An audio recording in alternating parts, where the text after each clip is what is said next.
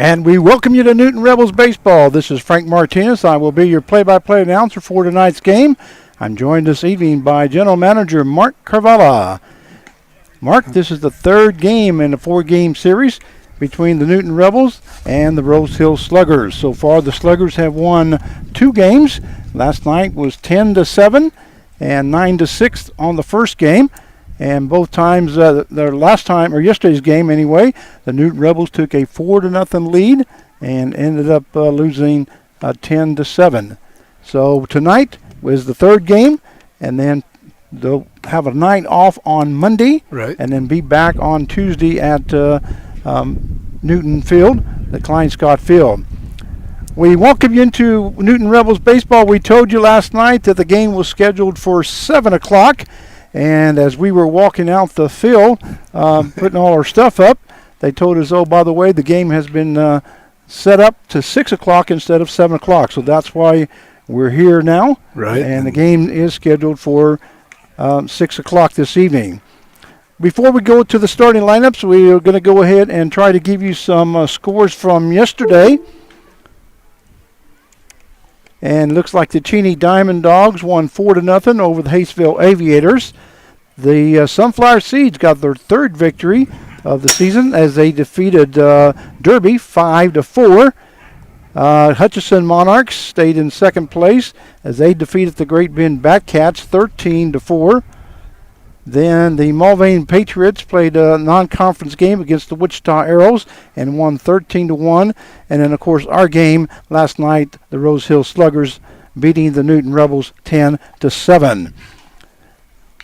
So we have a game tonight and then off tomorrow and then be back Tuesday. Here's the starting lineups for today's game. First of all, for the visiting team, the Newton Rebels. Leading off and playing second base will be number 3, Lachlan Ross. Batting second, third baseman number 55, Nolan Riley. Batting third and playing first base, number 21, will be Lincoln Andrews. Batting fourth and playing right field will be number 10, Carl Corper. Batting fifth and DHing will be number 17, Enzo Bonventry. Batting sixth and playing left field will be number 14, Sam Cassane. Batting seventh and catching will be number 23, Joey Martinez. Batting eighth and playing shortstop will be number 5, Aaron Eshelman. Batting ninth and playing center field will be number 13, Darius Gaston.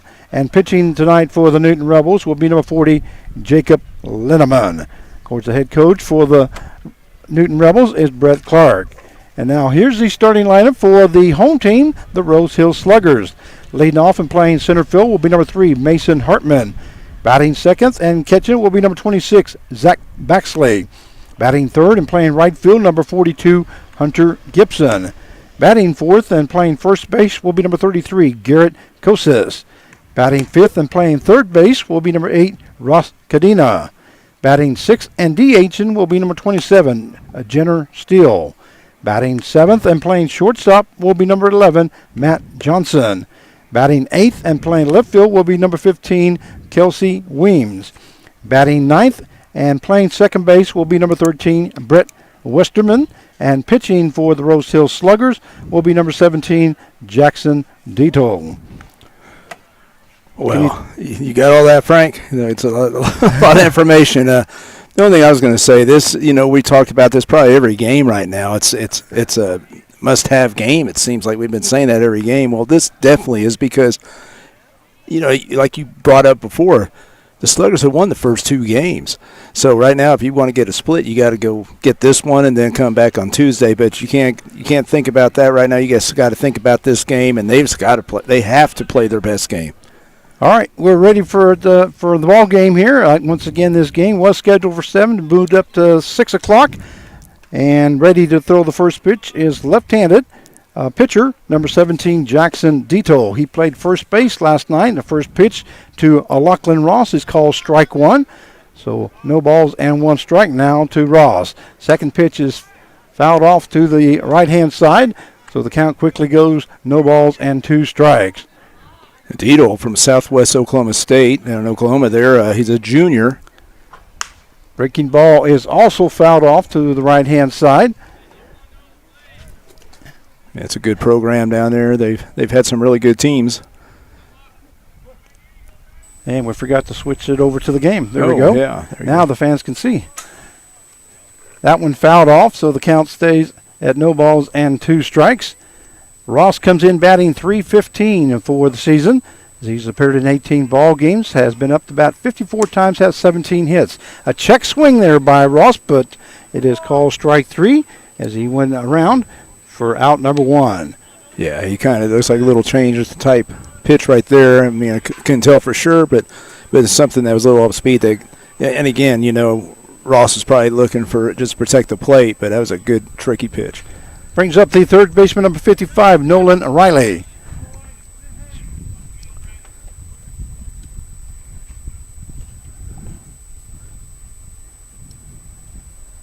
Riley comes in batting .250. That ball hit to the second baseman, Westerman.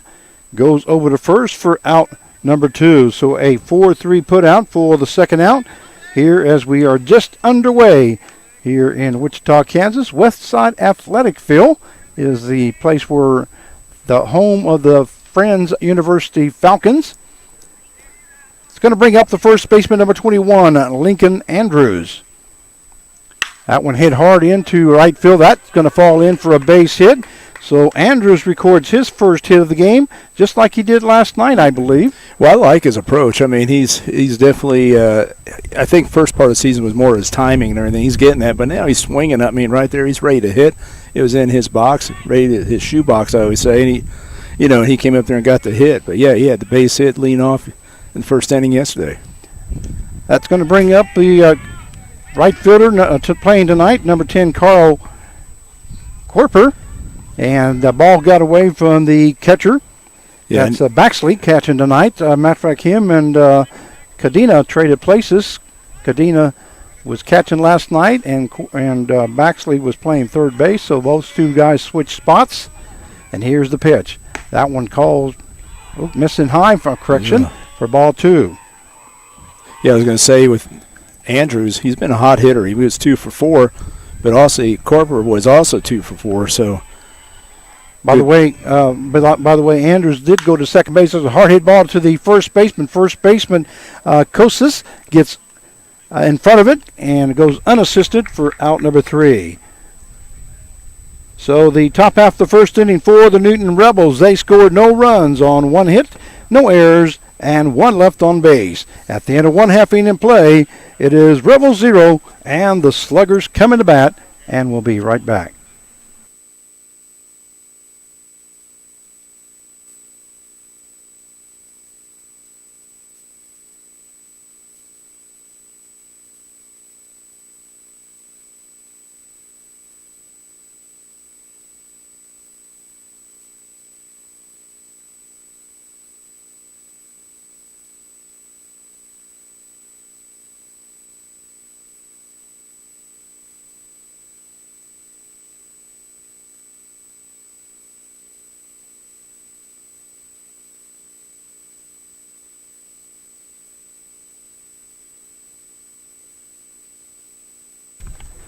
And we welcome you back to Newton Rebels Baseball as we go to the bottom half of the first inning. No scores so far. Leading off for the Rose Hill Sluggers will be the center fielder, number 3, Mason Hartman. So, Frank, another beautiful day. I mean, it's a little different with the clouds now, right? That we were battling yesterday. It was kind of dark and everything. It's bright out here, and it's hot, but I don't know. Is it as humid to you? It doesn't seem like. I'm hot. Okay. Well, I got this makeshift umbrella, duct tape, and chair, and it actually works pretty well. Well, I got one too, but I decided to take it down once the game got started. Just kind of was distracting me just a little bit. That one, ball 1. Pitching for the Newton Rebels is number 40, Jacob Linderman. Linderman here this season so far has pitched 3 games, started 2, has gone 8 1/3 innings, has given up 12 hits, 10 runs, 9 earned runs, has a total of 8 base on balls and 9 strikeouts. And I was going to say, Lindeman's actually improved each one of his starts. He had a good outing against Mulvane. He is 0-1 for the season. But he's from Burlington, Wisconsin, 6'3", 214, a junior from Wichita State. And he comes in with a 9.72 ERA. So Mason Hartman up there. And here's Lindeman's pitch. That ball stays up high. We'll see if this home plate umpire gives us a count here since we got no scoreboard. Maybe he can hear us. Yeah, I'll have to get on. I mean, he was one of my ex-players, Frank, from years ago. One of my favorite guys, favorite families, the Viramontes family out of Lions. That's Tyler. And here's the pitch. That one hit right back to the pitcher. He should be able to go to first base and get the out. He does. So it is Lindeman. Goes to Andrews to first. And a 1-3 put out for the first out. We'll bring up the catcher, number 26, Zach Baxley. Yeah, Baxley, I mean, he's one of the leaders, of course, in this league with hitting, and he was 2 for 5 yesterday, but he had some really big hits, especially that 3-run third inning, and this, you know, he's a beast. I mean, he can hit. Swing and a miss there by Baxley as Lindeman throws that right by him, right across the letters. So the count goes to no balls and 1 strike. No score so far as we are in the bottom half of the first inning here at West Side Athletic Field. That ball hit hard to the right side, and that's going to be over the head of right fielder Carl Corper. He went to his right, and like he almost didn't pick it up, and before you knew it, the ball was over his head. So Baxley is in with a double. Yeah, Corper seems to be having trouble. I know he's playing left field the other day, misjudged a couple of balls, and now he's misjudged that. And again, it's repetition. How many fly balls has he seen since March? So right there, let's hope that we can hold him right there. So Baxley's on at second base with 1 down. Brings up the right fielder, number 42, Hunter Gibson. Gibson had quite a game, 4 for 5 yesterday. Gibson comes in batting .456 as he's appeared in 16 ball games. That one missing for ball 1. He has been up to bat 57 times, has 26 hits, and has scored 16 runs. He does have 16 RBIs, and like they say, there is duck on the pond. Yep. As we have 1 down, that one missing low for ball 2. Yeah, and I mean, you got to look at Hunter Gibson. He's a like the outfielder. He goes Wichita State. He's a junior, so Shocker fans will be seeing him again next year, next couple of years possibly. We were both talking about his speed. He's pretty fast for his size, a guy. And here's the pitch by Lindeman. That one just missing low for ball. And once again, we don't have any scoreboard here, so we don't know what the count is. The umpire will have to let us know. 3 balls and no strikes is the count. We thank the umpire very much. Must have heard us. The ball thrown back to the second base is going to be thrown out to center field. So Baxley will be moving over to third base. Yeah, I mean, it's just one, and that's one of those things. I'm just asking Frank. I mean, how many times have they worked on this? Because that's a timing play and all that. So usually, you show daylight and then you turn and pick. But it was on the wrong side of the bag too. It's towards second base side. Yeah, Lindeman threw that wide of the bag, and shortstop Eshelman had no chance for it. That ball hit into center field. That's going to be a base hit. If it's any consolation, I think Baxley would have scored on that anyway. Yeah. But Gibson gets a base hit and an ERA, a RBI correction. I was thinking about pitching there. So the score is 1-0 in favor of the Rose Hill Sluggers. We have 1 down with the runner on at first base. Going to bring up the first baseman, number 33, Garrett Kosas. Kosas yesterday, 2 for 3. He had 2 doubles. Here's the pitch to Kosas, missing inside for ball 1. And that's one thing about these big guys that they have. They do hit the gaps. They're definitely, one home runs that beat us yesterday was the gaps. So 1 ball, no strike now to Kosas. And here's the pitch. That one fouled off to the left-hand side on the third base side. That will even up the count now at 1 ball and 1 strike.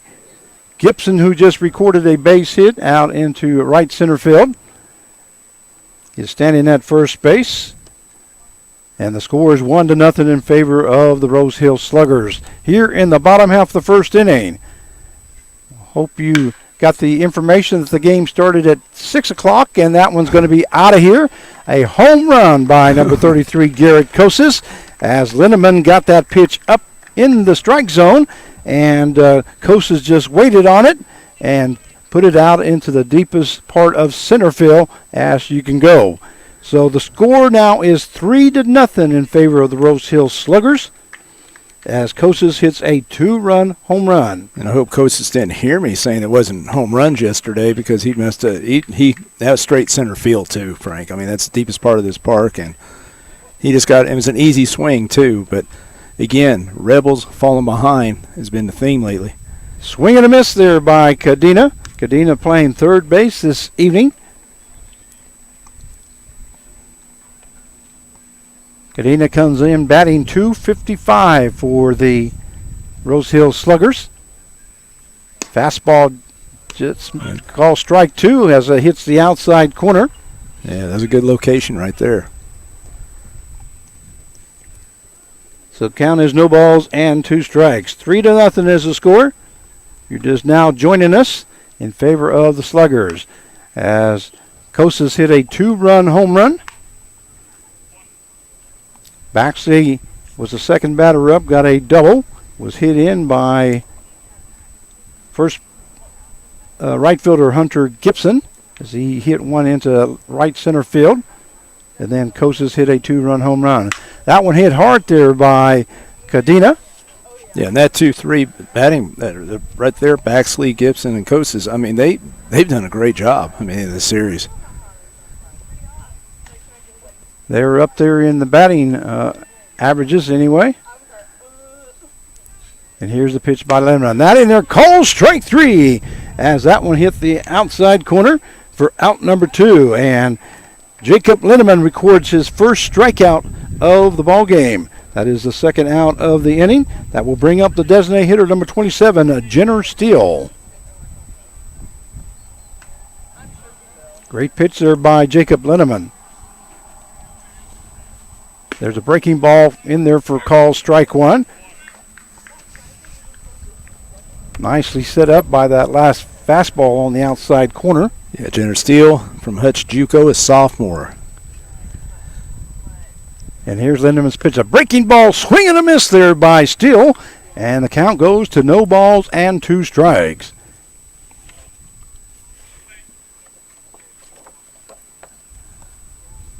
Two down here in the bottom half of the first inning. 3-0 is the score. There's another breaking ball into the ground as Martinez stays in front of it. He does ask the umpire to go to first and ask him, and says no way. So the count goes to 1 ball and 2 strikes.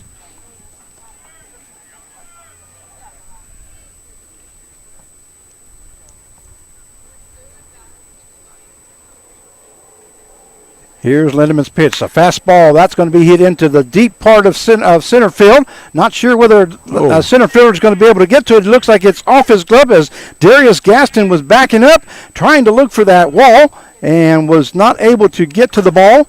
So that will be a base hit there by Steele. Yeah, and I mean, it hit his glove, but he was on a dead run. Something that I've seen Darius, he makes those catches usually, but I guess it's just right there. He's close to that fence. Yeah, just kind of took his eye off of just for a second, but like you can't blame him because he was getting close to that fence as that ball was drove into center field. It's going to bring up the shortstop, number 11, Matt Johnson, with a runner on at second base and 2 down now. There's a breaking ball in there for call strike 1. Yeah, and Johnson came into the game as a pinch hitter and came into the game. He had a big double in that 5-run 7th inning yesterday. Johnson comes in batting .220 as he's appeared in 13 ball games. He's been up 41 times, only has 9 hits. Breaking ball missing outside, so the count will go now to 1 ball, 1 strike to Matt Johnson, who's playing shortstop here this evening. I was going to say he must like the Rebel pitching because he's 3 for 4 so far in the series. Yep. So Lindemann ready to go. Here's the pitch. Fastball hit to the right-hand side. That's going to be played by the first baseman Lincoln Andrews, who goes unassisted there for out number 3. But not before the Rose Hill Sluggers. They score 3 runs on 4 hits. No errors. Correction, there was 1 error. Wasn't there? The one error? Right. Yep, there was 1 error and 1 left on base. So at the end of 1 full inning of play, the score, the Rose Hill Sluggers 3 and the Newton Rebels 0. And we'll be right back.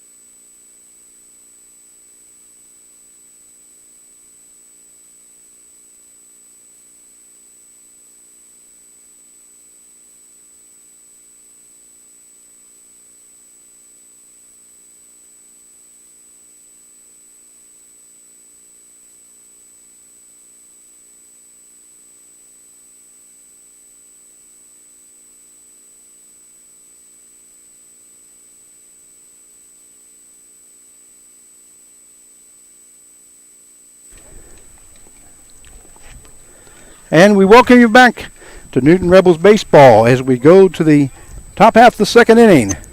Score 3-0 in favor of the Sluggers. Leading off is Enzo Bonventuri. The ball hit right back to the pitcher, and Dito will go to first base for out number 1. So a 1-3 put out for the first out here in the top half of the second inning. Brings up the left fielder, number 14, Sam Cassane.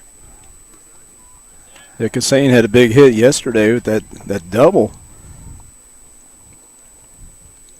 I guess single that scored 2 runs. Sorry, but it's good to see him hitting the ball, and he was 1 for 3 yesterday.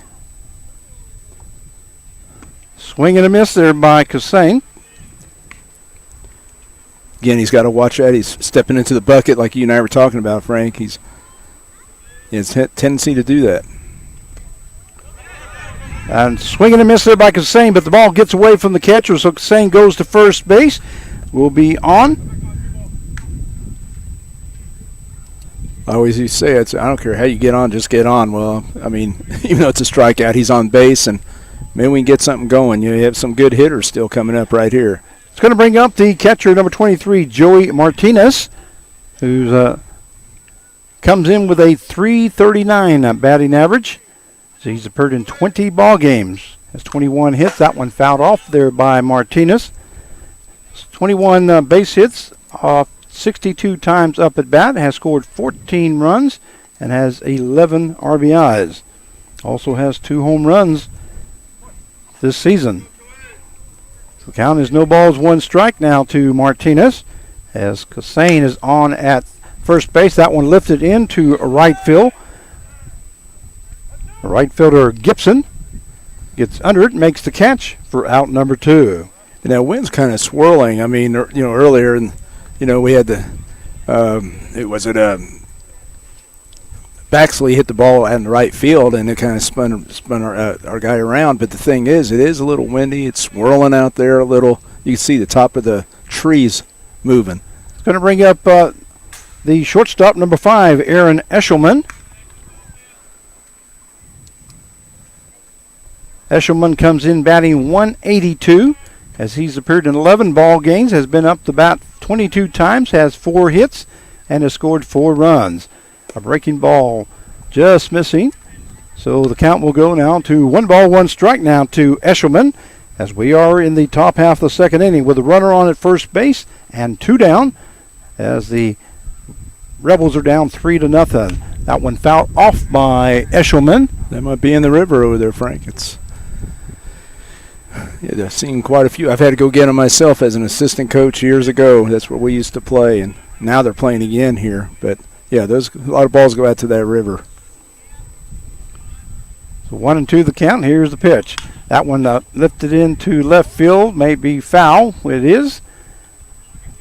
As the left fielder Weems and the third baseman, Cadena, were hustling after it, were not able to get to it. Yeah, Cadena went a long ways. I was pretty surprised how far he went from third base. So the count stays at 1-2 strikes. 3-0 the score in favor of the Sluggers. We are in the top half of the second inning. Once again, we hope you found out that the game started at 6. There's a ball hit into the gap between first and second. So Eshelman gets his first hit of the ball game. And Kassane goes over to second base on the play. And that will bring up the center fielder, number 13, Darius Gaston. Gaston's actually doing a pretty good job on the hitting. I know he's got a good average there, Frank, and he's learning. We've been working on his bunting and trying to make him more of a complete player. Gaston comes in batting .342 as he's appeared in 16 ball games. Has been up to bat 38 times, has 13 hits. There at first pitch to Gaston, missing high and outside for ball 1. So the count goes to 1 no strikes. Runners on at first and second with 2 down here in the top half of the second inning. And here's Dito's pitch. That one missing low for ball 2. 2-0 now the count.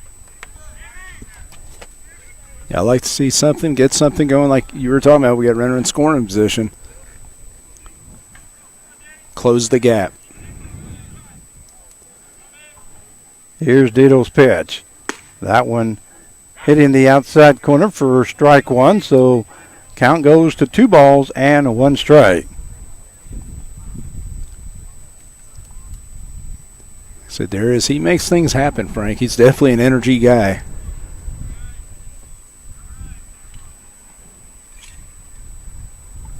Kassane at second base dancing around there, kind of bothering Dito. Matter of fact, Dito just kind of grunted after he threw that ball into the ground because he knew that Kassane was just bothering him. He kept looking back at him, and he finally threw the ball in, and he threw a ball into the ground.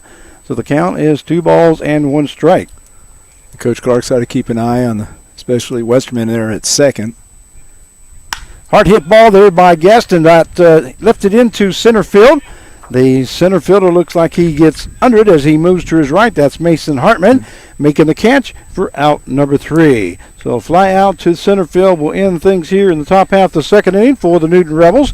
For the Rebels, they score no runs on 1 hit, no errors, and 2 left on base. At the end of 1.5, it is the Rose Hill Sluggers 3 and the Newton Rebels 0, and we'll be right back.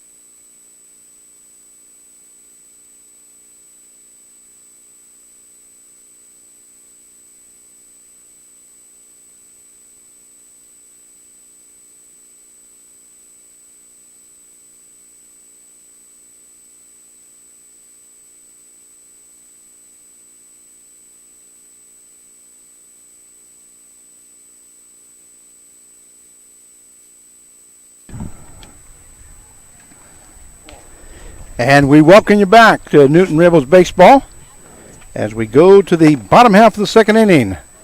The score is Rose Hill Sluggers 3 and the Newton Rebels 0. Leading off for the Sluggers in the bottom half of the second will be the left fielder number 15, Kelsey Weems.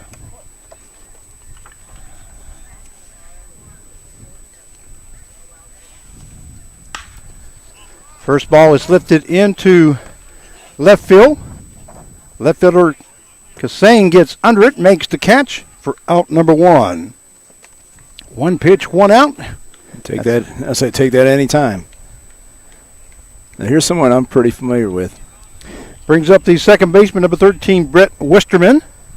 Yeah, he's a Friends University player. He's been there a couple of years now, and I mean he's one of those guys. He'll do anything it takes. He's one of my favorite guys. He's a team player, and from Derby.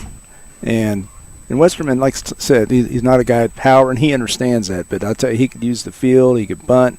He really takes a lot of pride in what he does. Westerman comes in batting 273 as he's appeared in 8 ball games for the Sluggers.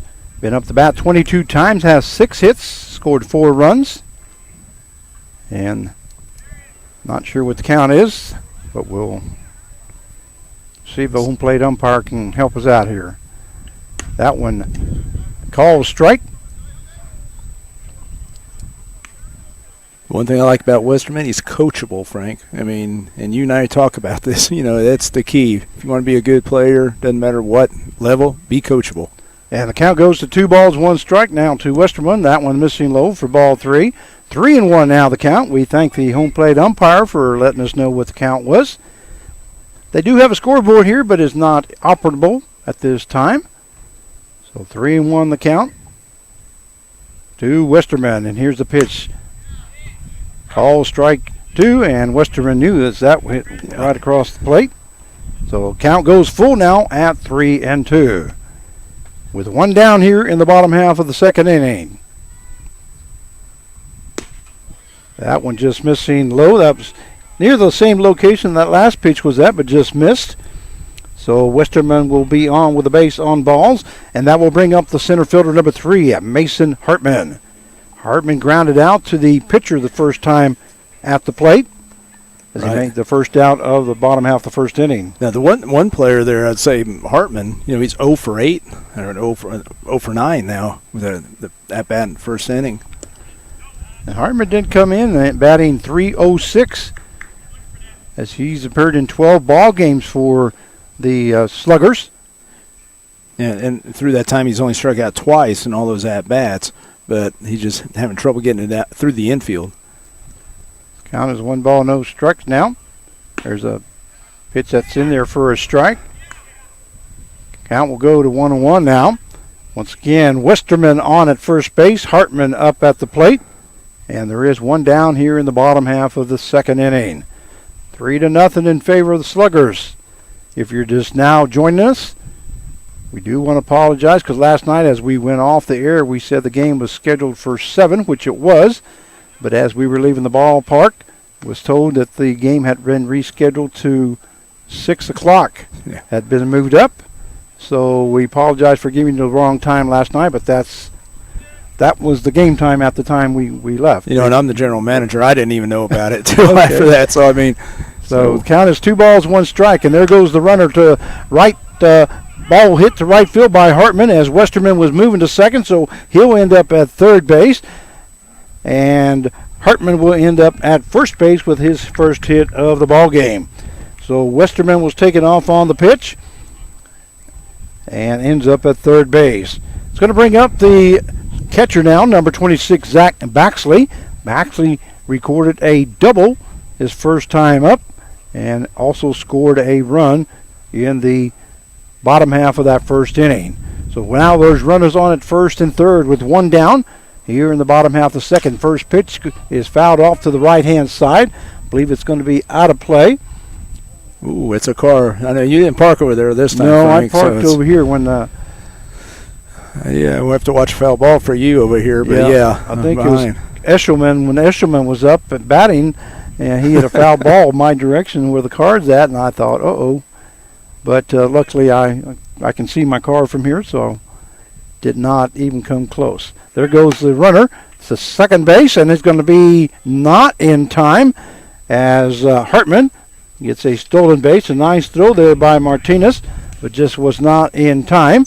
So now the Rose Hill Sluggers have runners on at 2nd and 3rd with 1 down. Yeah, and that's one thing I see about the Sluggers. They are aggressive. I watched them at X Stadium last Tuesday when they played the Seeds, and they were stealing. They were taking extra base. That one is fouled off to the right-hand side. And right there doing a hit and run or whatever. I know a lot of times with 2 strikes, coaches like to send a runner because they figure they're going to be 2 strike, trying to get something. And the infielders are moving. So that's one reason why you do that. While you're talking there, I'm going to go to YouTube and check us out to make sure that we're okay on the voice. Have not had anybody come and say anything yet. The count goes to 1 ball, 2 strikes now to Zach Baxley, and we normally do have somebody that comes over and says something to us in case it is not working. And I'll check it out just to make sure.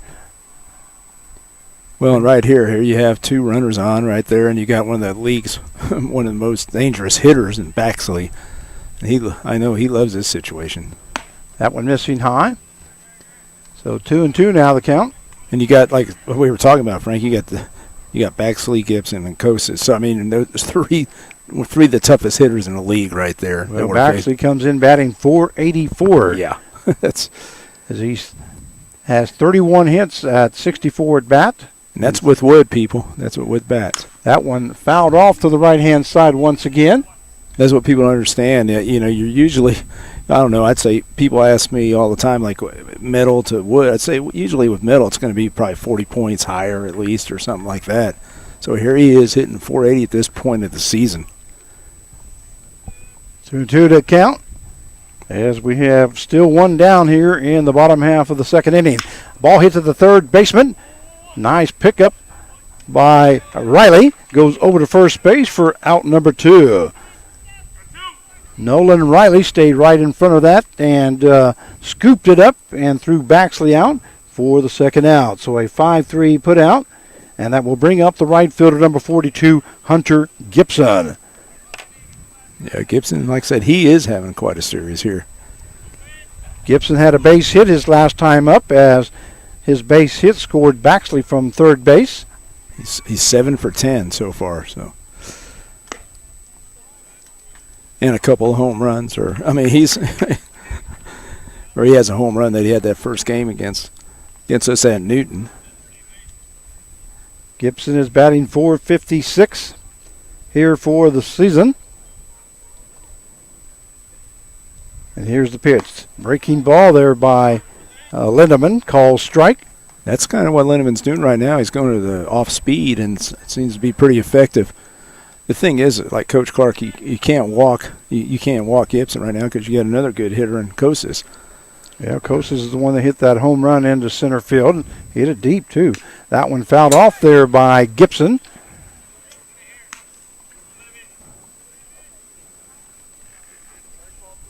And we're going to talk to the home plate umpire between innings, see if he can give us a count a little bit more often. That's going to be there. You go. He's listening to you. 1 ball, 2 strikes now to Gibson. We do appreciate it with no scoreboard. There's the ball hit to the shortstop. Eshelman. Eshelman goes to first for out number 3. So a 6-3 put out for the third out. And the bottom half of the second inning for the Rose Hill Sluggers, they score no runs on 1 hit, no errors, and 2 left on base.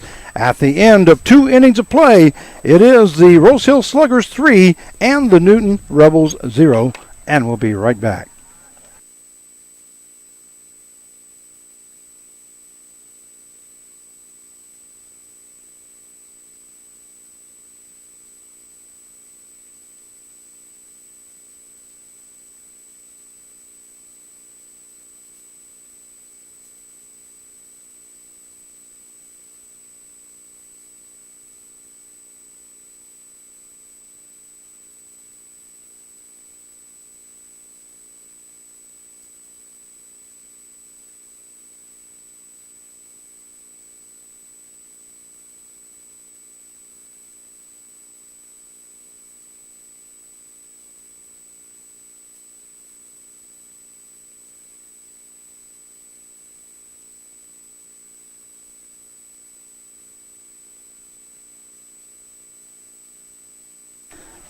And we welcome you back to Newton Rebels Baseball. This is Frank Martinez, your play-by-play announcer for tonight's game. I'm joined along by General Manager Mark Cavalla as we go to the top half of the third inning.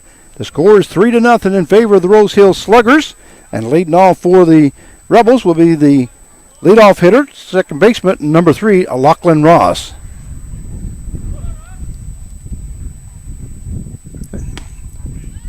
And that was huge right there that they, stop them right there. No more runs. Keep it at 3 because it's pretty tough. I mean, this is a tough lineup, and So I'm saying we've got to get back. If we could score a run, just kind of get on the scoreboard, get some momentum going.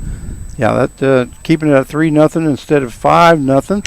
The ball hit to the third baseman. Cadena comes up and goes across his body into the ground, but a nice scoop up there by Kosis for the out. So it is a 5-3 put out. Yeah, I think for the first out. I was going to say Katina looked a little awkward on that. Again, he's a catcher. He's a catcher at Wichita State, and he came over there, and it looked like, looked like he was trying to make an all-star play there. Yeah, that reminded me of Machado or something like that. And it was just a routine play there.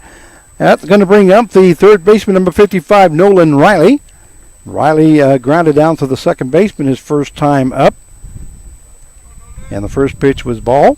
There's a hard hit ball to the there's a fair ball. A great catcher by Cadena. Yeah. A nice stop there, but not going to be in time. And that is a base hit by Nolan Riley. That was right down the line, and Cadena went to his right. I thought that was by him, but Cadena was able to make the stop to keep Riley at a single instead of extra bases. Well, he showed some range there, but unfortunately he doesn't have Machado's arm, which means Machado make that play many times. I was going to say, to give him credit, he was going towards the dugout, right field or left field area.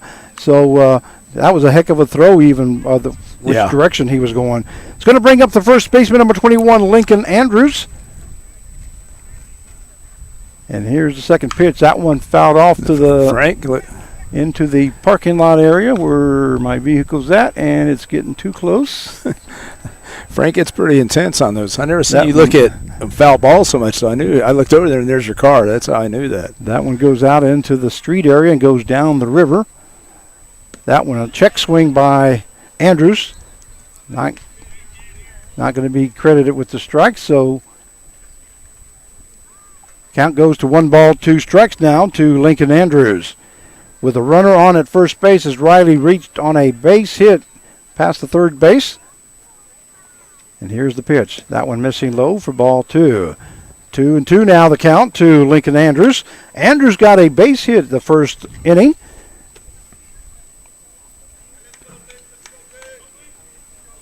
And went to second base on a pass ball.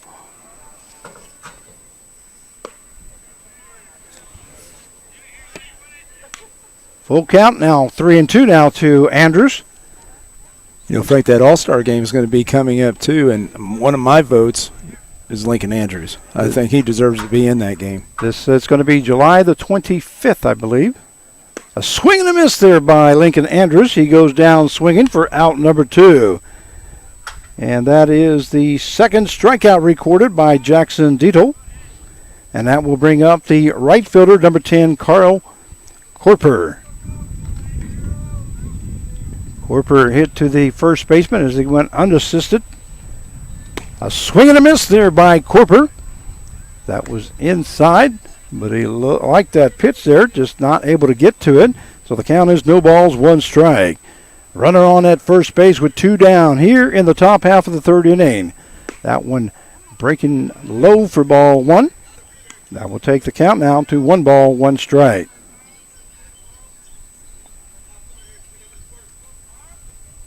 Yeah, somebody asked me, he goes, man, the coach puts a lot of lefties against lefties. Swing and a miss there by Corper. Not able to get to that one. I mean, like lefty hitters against the lefty pitchers. And I've talked to Coach Clark about it. He has a lot of confidence in these guys that they can hit. So the count is 1 ball, 2 strikes now to the right fielder.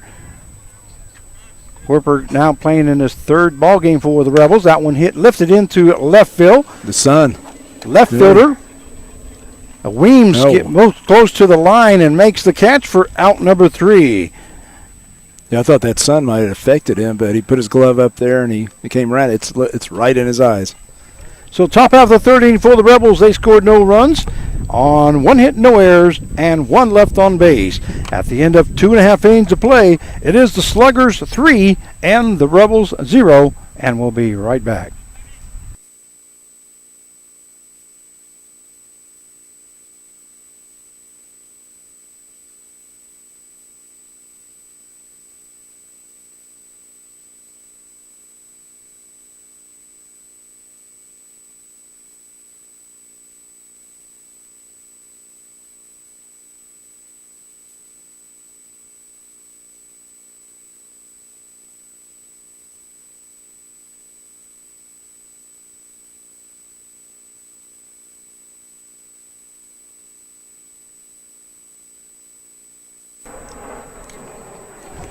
And we welcome you back to Newton Rebels Baseball as we go to the bottom half of the third inning. The score is the Rose Hill Sluggers 3 and the Newton Rebels 0.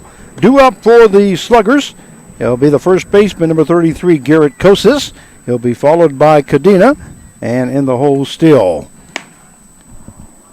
Jacob Linneman, starting his third inning of work here for the Newton Rebels. So far, he's given up 3 runs on 5 hits. There is 1 error for the Rebels, and that was on Linneman. And 3 men have been left on base. So Garrett Kosis, who hit a 2-run home run in the bottom half of the first inning, deep center field, is now up his second time at the plate. That one hit hard into left field. That may be against the wall. It is, and that Kosis is going to be in with a stand-up double as a left fielder. Sam Kassane kept backing up, but just was not able to get to it as it was up against the fence. Well, and I kind of thought he would challenge him more like he did Hunter Gibson with the off speed and throwing some of that with Baxley and Gibson, and he let off the fastball. And well, these guys are dead red. They're going to sit there. If they see the fastball, they're going to attack it, Frank. So Kosis is on at second base with a double. Brings up the third baseman, number 8, Ross Cadena. And timeout is called by home plate umpire Tyler Viramontes. Call him TV. Mr. Villamontes. Yeah, Viramontes. That one missing low for ball 1. So the count goes to 1 ball, no strikes. Now to Ross Cadena, who's playing third base this evening. He was catching last night's ball game. Did a great job of protecting the plate. And made a great play at third base there, because I thought that line shot there in the last inning. There's a ball hit into center field. Center fielder Gaston makes the catch for out number 1, correction. And taken off is Kosis. But they said he left. Yeah, he did leave early. I was going to get ready to say, I think he left early, though. And they throw the ball over to second base and appeal. And so there is a double play as Cadena flew out to Gaston in center field for out number 1, and then Gaston throws the ball in to second base. And I was going to say, that's one of the few mental mistakes they've made in this series. Yeah. Well, I was watching Gaston and make that catch, but he was right in line on second base there, and it looked like Kosis had already taken off before he made the catch. So I was just getting ready to say that when you brought that up. The outfield umpire saw the same thing. That one called strike to Jenner Steele, who's now batting for the Rose Hill Sluggers, as there is now 2 down here in the bottom half of the third inning. 3-0 is the score for Rose Hill. Breaking ball there by Linneman, just missing outside. Count goes to 2 balls and 1 strike. Steele recorded a double. His last time at the plate was left stranded. Fastball missing low for ball 3. 3-1 now the count. Yeah, we don't have a lot on Steele's first game that he's played. It looks like that I have up here, Frank. So he's DHing here this evening for the Sluggers. There's a fastball. Call strike 2. Linneman fell. Really. Yeah, his footing right there as it slipped right as it was going downhill there. So the count will go full now, 3-2 to Jenner Steele, as we are in the bottom half of the third inning. 2 down. And here's the pitch. That one missing for ball 4. Right at us. And that gets away from goes clear to the backstop, I should say. Steele will stop at first base. And it'll bring up the shortstop, number 11, Matt Johnson. I didn't jerk that time, Frank. I stayed. I mean, I got a fence here now. I know that. Not like Mulvane. You made fun of me because I. Well, you jumped 3 feet up in the air off your chair. What was that supposed to do? All right, here it goes. That one just missing outside for ball 1 to Matt Johnson. Runner on at first base now with 2 down here in the bottom half of the third. 3-0 is the score. Favor of the Rose Hill Sluggers. And Jacob Linneman pitch is in there for strike 1. That will even up the count now at 1 ball and 1 strike. And right there is locating that fastball a lot better, keeping it low around the knees. When he gets it up, then that's when he's very hittable. Yeah, nice job there by Martinez as he had to backhand that to keep it from going clear back to the fence. Kept Steele at first base. I was talking to Uchi about that. I said, you guys had the toughest job day in and day out catching. 'Cause you never know when the ball's going to be in the dirt or whatever. Throw down to first base and Steele back safely. And it's different when you're, catching on turf too, Frank. As you know, I mean, you're an old catcher. It's definitely different. Or if it hits the plate or whatever. So I mean, catchers have a lot of responsibility, a lot of pressure on them. Here's the pitch. That one called strike 2. Count is full now with 3 balls, 2 strikes to Matt Johnson. Steele at first base will be taken off on the pitch as we have a full count with 2 down. And here's the pitch by Linneman. Swing and a miss there by Johnson. And he goes down swinging for out number 3. So a great pitch there by Jacob Linneman to get Matt Johnson striking out. So the bottom half of the third inning for the Rose Hill Sluggers. They scored no runs on 1 hit, no errors, and 1 left on base. At the end of 3 innings of play, it is the Rose Hill Sluggers 3 and the Newton Rebels 0. And we'll be right back.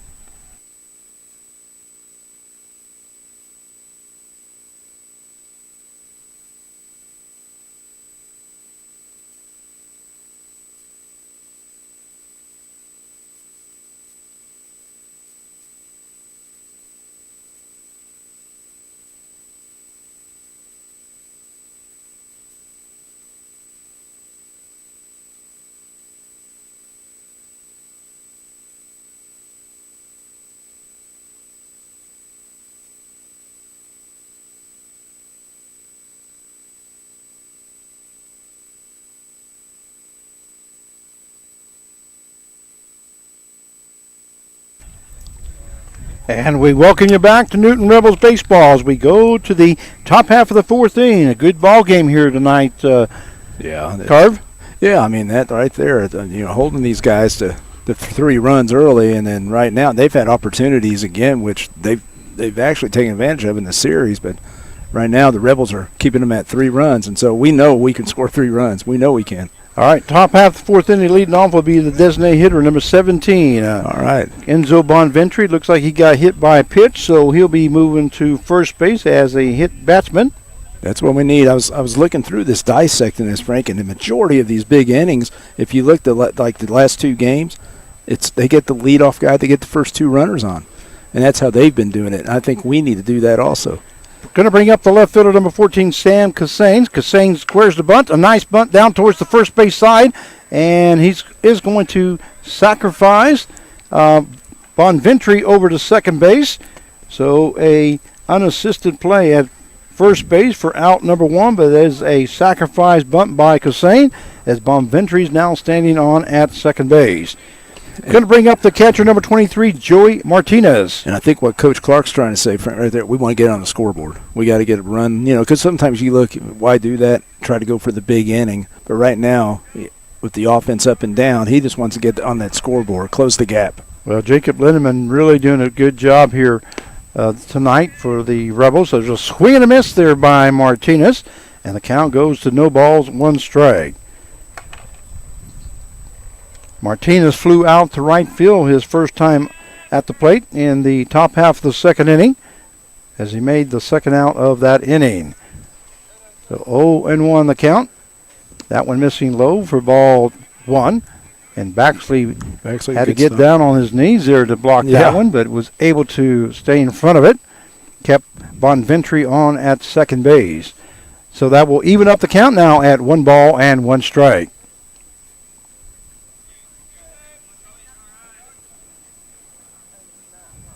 Ball hit hard into left field. Actually, Yeah, it is left field, isn't it? Yeah, Yep, left fielder left making the catch. It's left center, but he came way over. Yeah, it was left center field, and center field or left fielder Weems made that catch for out number 2. So Martinez made great contact, but just got under it. Didn't miss it by much. I'm gonna tell you that no, much. He just a little under. And so it's a fly out to left field for out number 2. It's going to bring up the shortstop, number 5, Aaron Eshelman. Eshelman got a base hit his first time up. That one missing low for ball 1. So the count goes 1 ball, no strikes, with a runner on at second base and 2 down here in the top half of the 4th inning. 3-0 is the score in favor of the Sluggers. And here's Dito's pitch. That one fouled off there by Eshelman. That will even up the count now at 1 ball and 1 strike. Yeah, like a reaction swing because that wasn't over the plate. It's like came out and he just swung, fouled it off.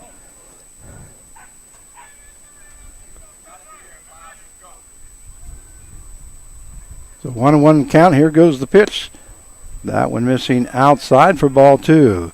2 balls, 1 strike now to Aaron Eshelman. 4th batter here in the 4th inning for the Newton Rebels.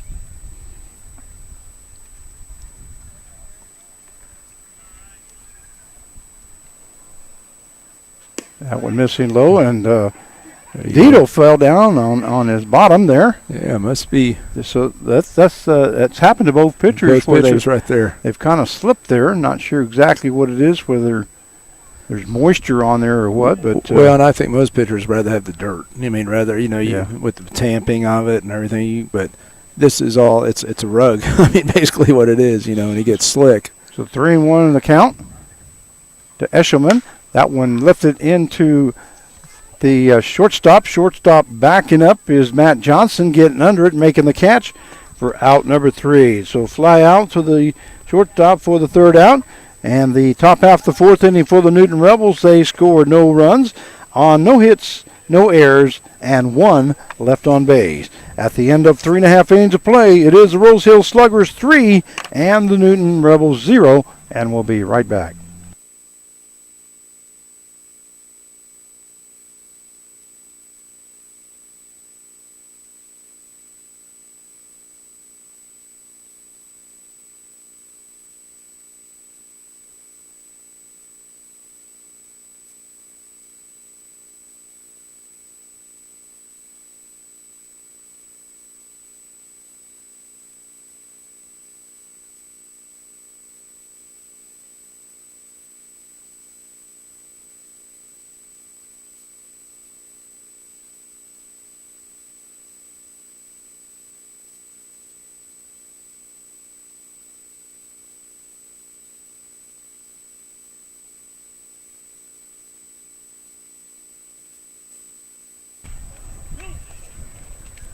And we welcome you back to Newton Rebels Baseball as we go to the bottom half of the 4th inning. Due up for the Sluggers will be the left fielder, number 15, Kelsey Weems. He'll be followed by Westerman and Hartman in the hole. Yeah, Frank, I had somebody ask me the other day, maybe this is coaching corner or something like that, but it says, why do we have so much trouble scoring with runners in scoring position? Well, and some teams don't. Well, a lot of times just all you have to do is get a good pitch. Don't change your approach that much, but get a good pitch and don't help the pitcher out. And I think we do that a lot. We, our mechanics, we kind of sometimes collapse in our back leg or. First pitch there by Linneman as he starts his 4th inning of work is ball high for ball 1. So 1 ball, no strikes now to Kelsey Weems, who's playing left field here tonight for the Sluggers. That one just missing outside, so the count goes 2-0. But I think what a hitter has to do is just keep his approach, and remember, just get a good pitch to hit. And what you and I were talking about before in the innings here, don't try to do too much. That one fouled off. Whoa! Yeah. So you probably saw the fence move just a little bit, or the camera move just a little bit. Going to have to go adjust that. Count is 2 balls, 1 strike now to Kelsey Weems. And Jacob Linneman's pitch. That one just missing outside. 3-1 now the count. The last thing I want to bring up in the hitting with runner in scoring position, it's opportunity. You shouldn't. If you feel pressure, that's the game is opportunity. You want to score runs. So 3-1 the count. Here's the pitch. That one missing high for ball 4. So Weems will be on at first base. We're on a base on balls. Well, that will bring up the second baseman, number 13, Brett Westerman. And I feel a bunt coming. Yeah, and he can bunt. I know the guy. I've worked seen with him. I've seen him play before. That's why I said it. Yeah. No, he can lay down some good bunts. Once again, Weems on at first base and Westerman up. And here's the pitch. That one just missing low and outside for ball 1. And a lot of time coaches will let him take a strike. Take a strike, he just walked the guy, so put some pressure on the pitcher, and then take a strike, then put the bunt down. Martinez moves inside. A swing and a miss there by Westerman, and that will even up the count now at 1 ball and 1 strike. And the other thing you got to look at Westerman, he's a good hit and run guy too. And Coach, he likes to do that. He likes to do those things.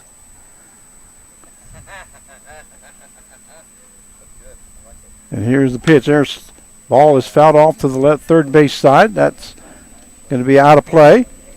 So that will take the count now to 1 ball, 2 strikes with a runner on at first base and no outs here in the bottom half of the 4th inning. 3-0 in favor of the Sluggers as they scored 3 runs in the bottom half of the first inning. Great pitch there by Linneman, just missing. Yeah, that was close. That's real close, So 2-2 now the count. Westerman has a really good eye. He's a very smart kid, and it's a pleasure to work with. Here's Lindeman's pitch. Fastball hit hard into left field. Kassane coming hard, not going to be able to get to it. I believe it falls in for a base hit, and stopping at second base is Weems, as Kassane was able to come up quickly after he went down and picked up the ball and threw the ball in. So Westerman's in with his first hit of the ball game, and now the Rose Hill Sluggers have runners on at first and second with no out, and that will bring up the center fielder, number 3, Mason Hartman. Yeah, top of the lineup again, and I don't know. It's going to be interesting to see how far Linneman can go today, and hopefully he gets out of these. Go a couple more innings. Well, he's going to have to pull that one into the ground, not for ball 1. It's stopped there by Martinez. He's going to have to get out another inning like he did last time, as Kosas started off with a double and then was doubled up after he took off early on a fly ball to center field. Another bottom 10 missing outside. That throws down to second base, not going to be in time. Covering was the shortstop, Eshelman. The tag was a little late, so the count goes to 2 balls and no strikes to Mason Hartman, who's playing center field this evening for the Rose Hill Sluggers. So Jacob Linneman. Pitch is fouled off by Hartman. That would take the count now to 2 balls and 1 strike. They were trying to lay that bunt down to move runners over there. But it's a sacrifice. Sacrifice, you don't need to make it. He looked like he was doing a drag sack, whereas, moving and just turn around and square around and get the bunt down. But when you're moving like that, that's what usually happens, that foul ball. Yeah, if you're going to bunt them over, everybody's got to know that you're going to do it, and just turn around. There it goes. There's that bunt to first base. Ball thrown to third base and thrown wildly at third base to the shortstop side. Luckily, the third baseman, Riley, was able to get that, but it's going to be a fielder's choice there by Hartman. As Weems goes over to third base, Westerman's now at second, Hartman's on at first, and that's going to bring up the catcher number 26, Zach Baxley. That swing and a miss there by Baxley as Linneman challenged him, and Baxley was not able to make contact on that. So the count goes to 0 balls, 1 strike with no out here in the bottom half of the 4th inning. The Rose Hill Sluggers are threatening once again the carve. Yeah, they get the runners on there, and that's what we're talking about with no outs, guys on, and that one hit hard. That's going to be in the gap between short and third. So Weems will score from third base, and then the ball gets away from left fielder Kassane, as it almost looked like it went between his legs there for a little bit. And so another run will score as Westerman comes in. Hartman ends up at third base, and Baxley ends up at second base. Yeah, that's what you didn't want. You didn't want the hitter getting at second base again. Like I said, I mean, it was just one of those deals where Kassane just slipped, and he was ready to make the throw in the home, and I don't know if he would have had him or not, Frank, because it would take a good, strong throw. However, he slipped and enabled the runner, Westerman to score, and enabled Baxley to get to second. All I saw looked like he kind of had to go back for the ball. Like it almost. I don't know if he slipped. It looked like he just kind of, because he was trying to plant the throw.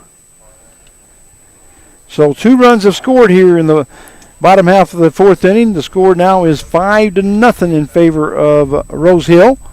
And that's going to bring up the right fielder number 42, Hunter Gibson. Once again, there's runners on at second and third with no outs here in the bottom half of the 4th. Yeah, they have somebody in the bullpen. We can't see it because the players are blocking us out, but I saw Coach Clark. Swing and a miss there by Gibson. He was looking at the bullpen and lifting his hat, see if whoever it is ready. Gibson is 1 for 2 here tonight. He got a base hit in the 1st inning and an RBI, then grounded out to the shortstop to make the 3rd out in the 2nd inning. So no balls, 1 strike now to Gibson. A breaking ball just missing for ball 1. That will take the count now to 1-1. Yeah, you can see, I mean, it's mostly, with Gibson off speeds. Have you noticed that? I mean, today it's been off speed. He's seen a lot off speed. I think he's just waiting for the fastball. So here's Lindeman's pitch. Fastball hit right back up the middle. That's going to be in for a base hit. Hartman will score from third base. Coming around is Baxley, as he also will score from second base. And Gibson's on with a single and 2 RBIs. Yeah, he was definitely waiting on that fastball there, Frank. It's just... That's going to be it for Jacob Lindeman, as 4 runs have scored here in the bottom half of the 4th inning. And you're going to have to tell me who it is that's coming in here. Let's see. If we can tell. Looks like it's number 20, Chandler Hinkleman. Oh, is it? I believe. Looks like him anyway.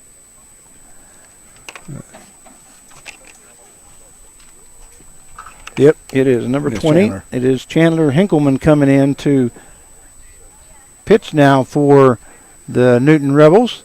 He's been in some tough situations. I've been very impressed with that young man, and I think he keeps working and working hard and all that. I think he has a great future if he wants to be a pitcher. I know he can also hit. He hasn't had opportunities much this summer, but I know from the pitching side, he's been one of the most consistent guys. So coming in to throw is Chandler Hinkleman. He's a sophomore out of Tabor College, 6 foot, 240-pounder. His hometown is Valley Center, Kansas. Hinkleman comes in with a 1-0 record. ERA is 2.84, as he's appeared in 8 ball games. Has pitched 19 innings, has 17 strikeouts, 2 base on balls, and has allowed 20 hits. No, he's been one of the most, because we talk about the bullpen, because we've had some trouble with it. And the thing is, what's happened with the starters can't go as long because they haven't pitched in a few months, so we were building them up, 40 pitches, 50, 70, 75, whatever. So we had to utilize the bullpen quite a bit, and some guys were ready and some weren't. And he's a guy that was definitely ready to pitch. His last outing was on July the 10th. And the loss to the Sluggers 9-6. He went 3 innings, gave up 1 hit, 1 strikeout,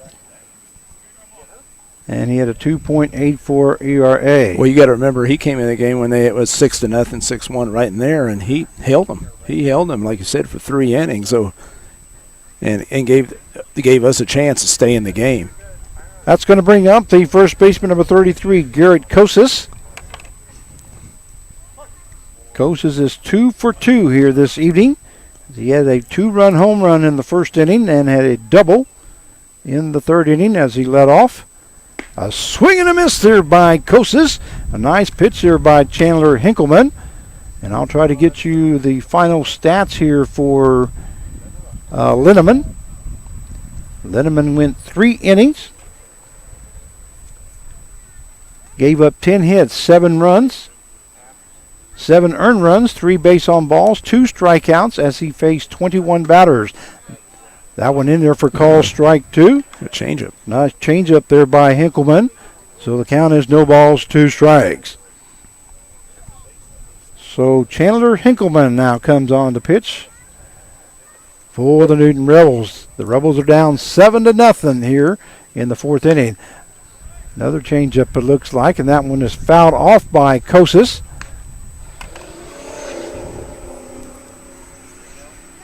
I thought that was your car there, Frank, for a second. I'm going to have to move this Well, around. That thing we'll take it down. I think the shade is. The thing about got me in my eye there. Yeah, we don't want that. Okay, 0-2 the count now to Koses, and here's the pitch. That ball is fouled off back behind the stands. Count stays at 0-2. There is a runner on at first base as Gibson recorded a base hit and had 2 RBIs.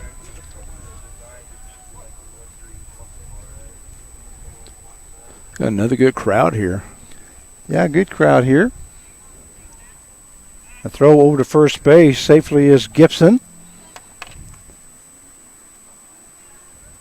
Yeah, to prevent that big inning, that's always was one of my goals, and as a coach, and I don't know, we've let a lot of crooked numbers, Frank, and that's tough. That's kind of been there's a hard hit ball to the second baseman. Ross goes over to the shortstop, Eshelman, who goes over to the first base, Andrews, for the double play. So a pitcher's friend there. It is a 4-6, 4-6-3. And what Ross did there, he stayed under control. You notice he didn't rush or anything. He just stayed under control. Then just made the routine play, and you get the double play. So good job. So a double play turned by the Newton Rebels. That's going to bring up the third baseman, number 8, Ross Cadena. Breaking ball in there for call strike 1. No balls, 1 strike now to Cadena. And one thing that I noticed a difference on Chandler Hinkleman, he's kind of got the ball players back on their heels just a little bit with that breaking ball. Well, that breaking ball is like the top of the zone. So hitters don't know if they should swing at it or not. Then all of a sudden it just drops. And that's what happened with Cadena there. Count is 1 ball, 1 strike now to Cadena. And here's the pitch. Another breaking ball, swing and a miss there by Cadena as the count goes to 1 ball and 2 strikes. Great pitch there by Chandler Hinkleman. I'm looking at it and I can see it really breaking. Oh, yeah, right. I don't even think I could have been able to make contact on that one.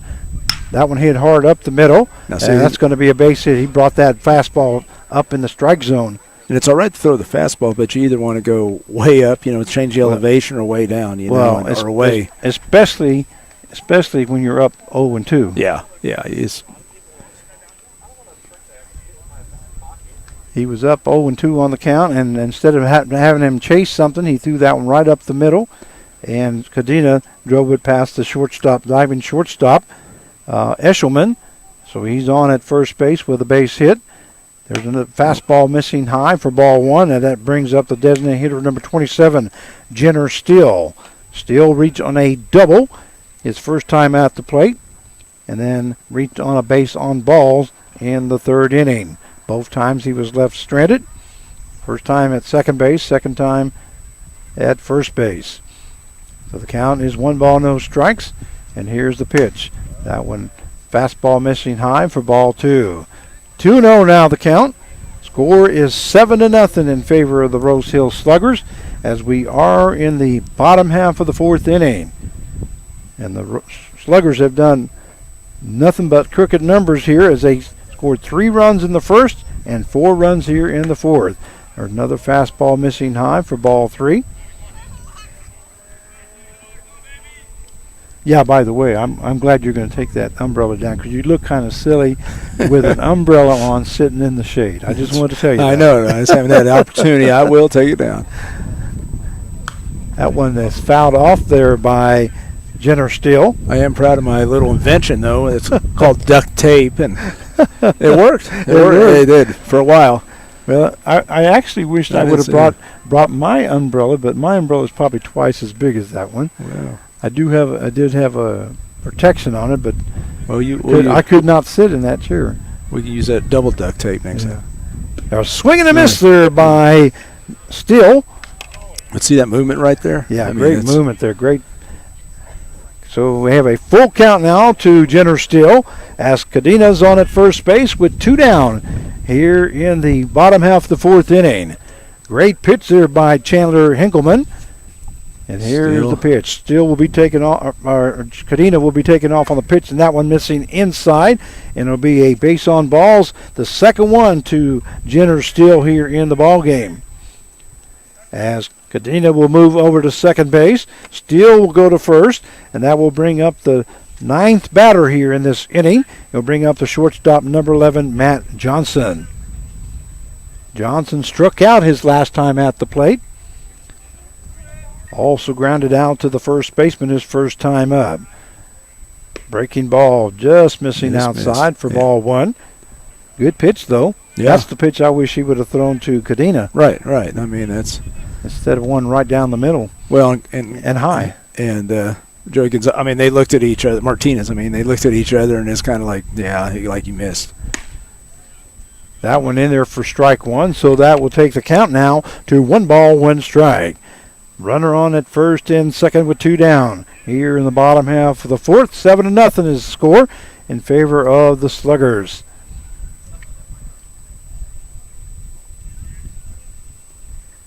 And Hinkleman thinking about it here. Here's the pitch. A swing and a miss there by Johnson.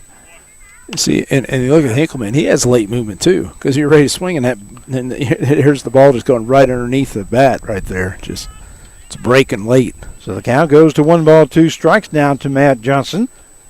And Hinkleman looking to get out of this inning as he came in relief of Jacob Linneman.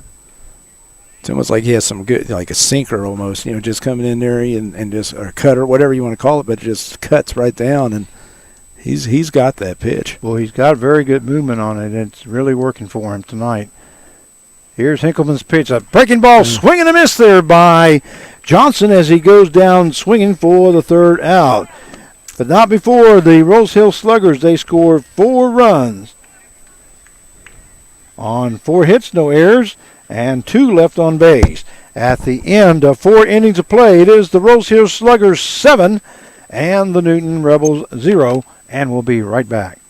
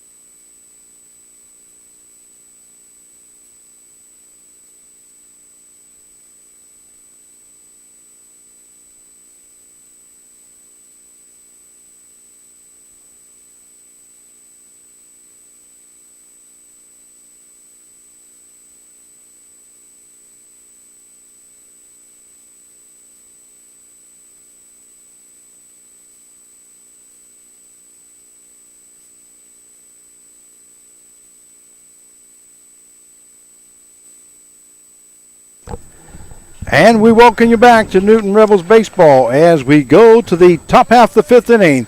This is Frank Martinez, your play-by-play announcer, joined by General Manager Mark Cavala. The score is 7-0 in favor of the Rose Hill Sluggers. Leading off top half of the 5th inning for the Rebels will be center fielder number 13, Darius Gaston. This is Gaston's 2nd time at the plate. Call strike 1. Gaston thought he called timeout, but the home plate umpire did not give it to him. That was right across the plate for the first strike. Swing and a miss there by Gaston, and the count goes to no balls and 2 strikes. Yeah, Gaston hit the ball hard last time, just right Center fielder. That one fouled off there by Gaston. So the count stays at 0-2. So again, we are the top half of the 5th inning here. And the Newton Rebels, so far in the ball game, have 3 hits. That one fouled off by Gaston, compared to Rose Hill, who has 11 hits. And they do have 7 runs. So Gaston up there protecting that plate. That one missing high for ball. And then Jackson Dito is pitching here in his 5th inning of work. The count is 1 ball, 2 strikes now to Darius Gaston. And here's the pitch. Breaking ball, swing and a miss there by Gaston as he got fooled on that pitch. It's the old pulling the string. He goes down swinging for out number 1. And that is the 3rd strikeout recorded by Jackson Dito. Will bring up the second baseman, number 3, Lachlan Ross. Ross struck out his first time to start off the ball game, and then grounded out to the third baseman in the 3rd inning. That first pitch called strike 1 to Ross. Swing and a miss there by Ross for count now goes to no balls and 2 strikes.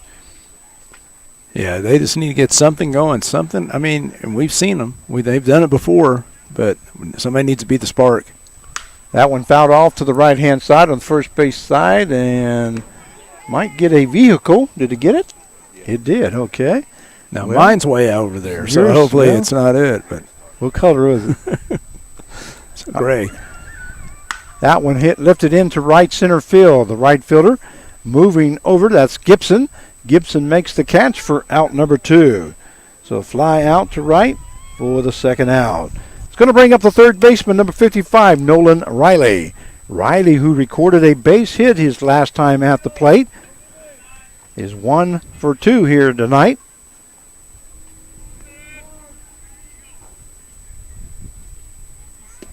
And the first pitch to Riley is ball 1, so the count is 1 ball, no strikes. 2 down here in the top half of the 5th inning. Well, like you say, the Newton Rebels just need to get something going here to get back in the ball game. Being down 7-0, that one missing. Low and outside for ball 2. Yeah, really good eye right there. I mean, a lot of hitters go for that. You know, they're aggressive, and then they want to, by nature, and they just want to swing at anything close. And here's Dito's pitch. That one missing outside for ball 3. 3-0 now the count to Nolan Riley, who's playing third base this evening for the Newton Rebels. On deck is Lincoln Andrews. If we get that far.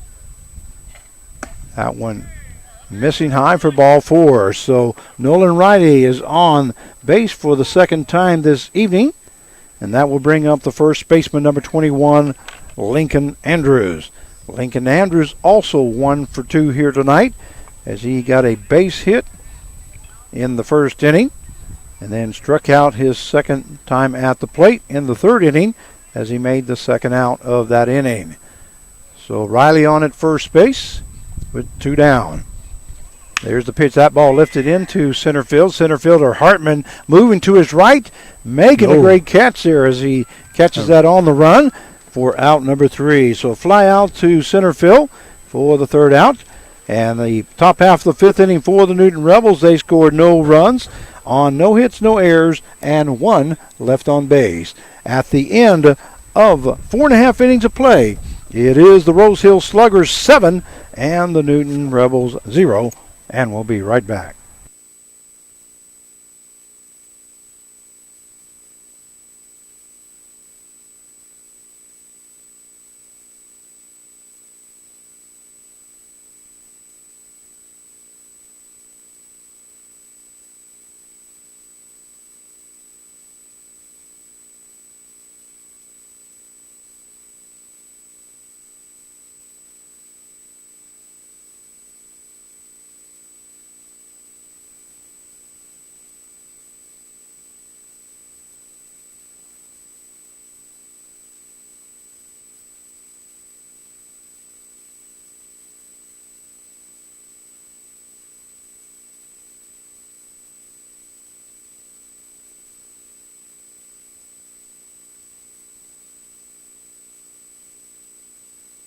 And we welcome you back to Newton Rebels baseball as we go to the bottom half of the 5th inning. The score 7-0 in favor of the Rose Hill Sluggers.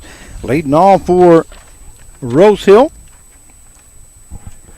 should be left fielder number 15, Kelsey Weems. As Johnson made the third out of the inning in the 4th inning.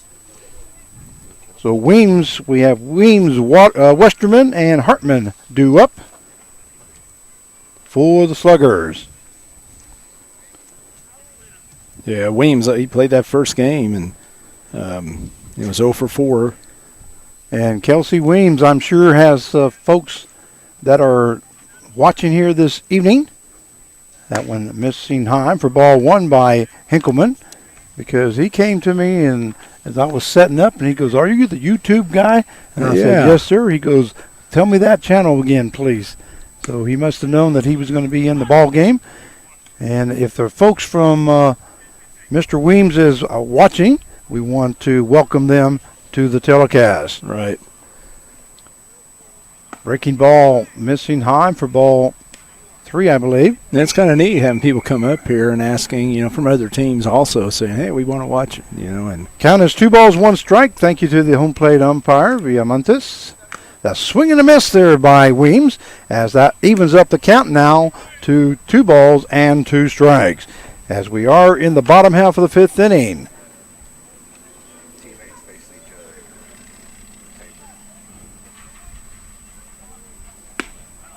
Whoa. That one just missing outside. Yep. So the count goes full now at 3-2. Nice pitch there by Chandler Hinkleman, just missing outside.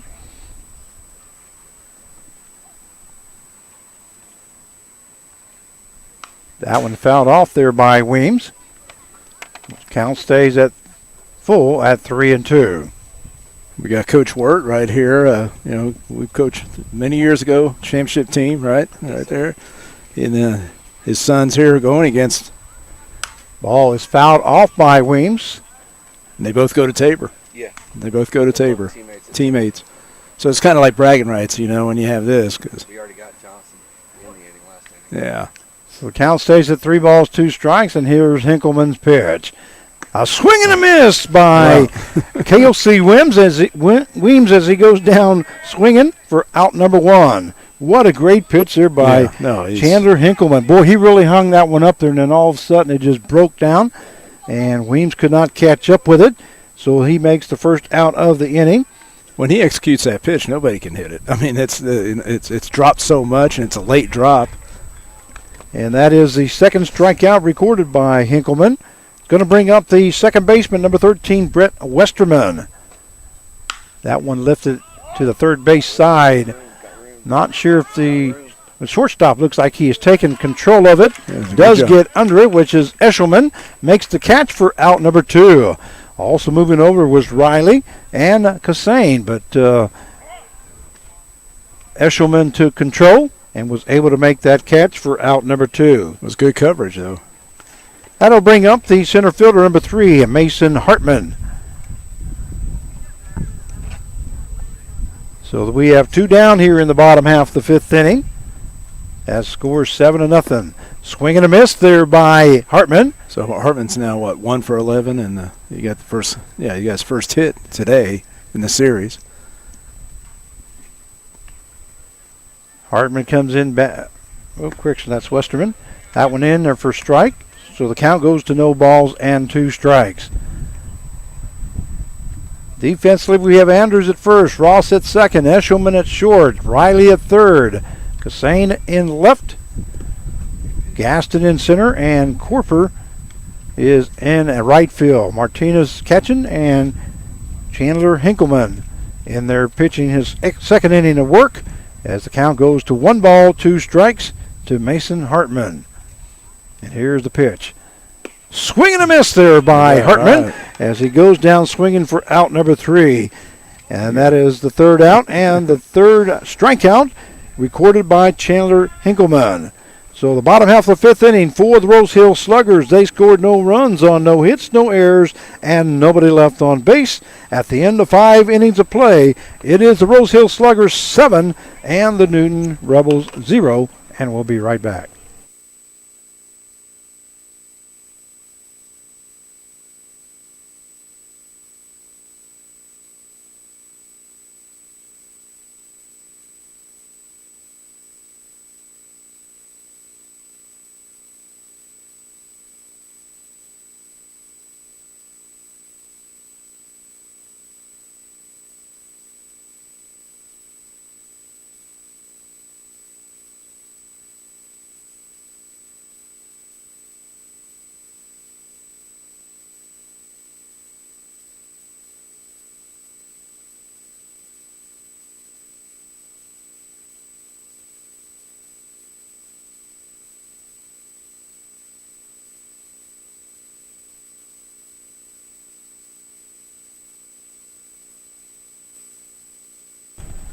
And we welcome you back to Newton Rebels baseball as we go to the top half of the 6th inning. The score is 7-0 in favor of the Rose Hill Sluggers.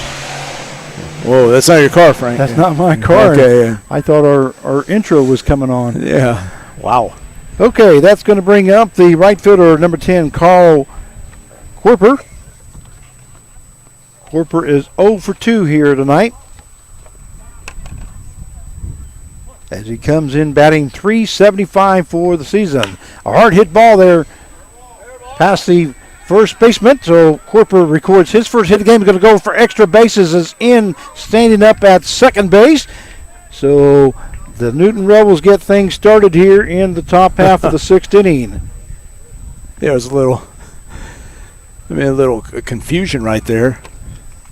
Whether it's fair or foul? Yeah, you mean? it's a Okay. fair foul. Well, the umpire called fair ball right away, and Corper knew exactly, so he took off. Brings up the designated hitter, number 17, Enzo the Boom Von Ventry. Got hit by a pitch his last time up there. That one missing inside for ball 1. We could use that boom right now, I can tell you that. You know, it's... Yeah, the wind feels like it's kind of... Well, usually south. I mean, the south, the wind coming in a lot, but... That ball hit foul, so the count will go now to 1 ball, 1 strike. See it towards the first base side. You know what I'm going to do, Frank? I'm going to get my compass out. I got a compass on my phone I have to use for work, and I might as well use it, and we'll see exactly how the wind is here. Well, didn't get a chance to play golf today, so I don't know which way the wind's blowing. Haven't been outside much. That was swing and a miss there by Bon Ventry. And the count goes to 1 ball and 2 strikes. Jackson Dito working his 6th inning of work, as he gave up a double to Corper to start off the top half of the 6th inning. That one missing low and outside for ball 2. So there you go, Frank. What do you got? So the south is right there. Well, I guess southeast, I take it, is right center field. How's that? Does that tell you where the wind's coming from? No, that's just a compass. That's just a compass. I'll find out, though. I wanted to find out where how this field's lined up here. Okay. Now I'll find that out next. Okay, using technology here, we're going to find out about the. I thought that's what you were getting the compass out for. I know what direction we're facing. Okay, I just wanted to make sure. No, I know. Okay. Yeah, that's southeast. Okay. Hey, we're having fun here. Yes. The count is, I've lost track now. Sorry. That one in there for ball count. 4. So Von Ventry will now be on at first base. That's the second time he's been on the base paths. He got hit by a pitch last time. Now he takes a walk. That will bring up the left fielder, number 14, Sam Cassane. And the Newton Rebels have runners on at first and second with no outs. There you go. The wind's from the east. The wind is from the east, okay. 6 miles an hour? 8 to 9, and 9 gust up to 9 or 10. First pitch to Cassane is called strike 1. And there's our weather report, so. But you didn't tell us the temperature. Yeah. No, 8 to 9. There you go. That one missing for ball 1, so the count will go to 1 ball, 1 strike. Uh-oh, battery's dead. Uh-oh. It is running low. Running low. Let's hope that takes care of it.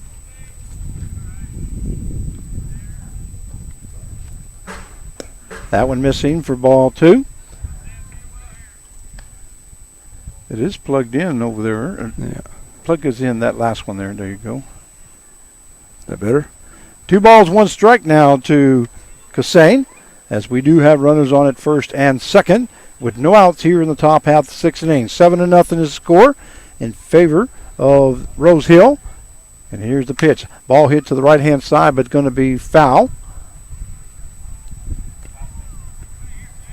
It's nice and cool. Now it's nice in the shade, isn't it? Yeah, it really feels great. It feels with that breeze coming right at us from the east. Yeah, from the east. Now we know that. We know that's the south. No, that's southeast. I mean, southeast. Yeah. All right. It's a little different configuration than most diamonds. All right, here's the pitch.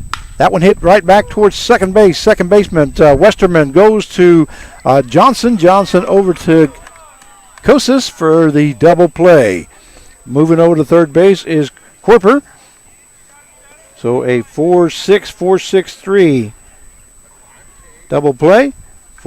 Now there is 2 outs here in the top half of the 6th inning.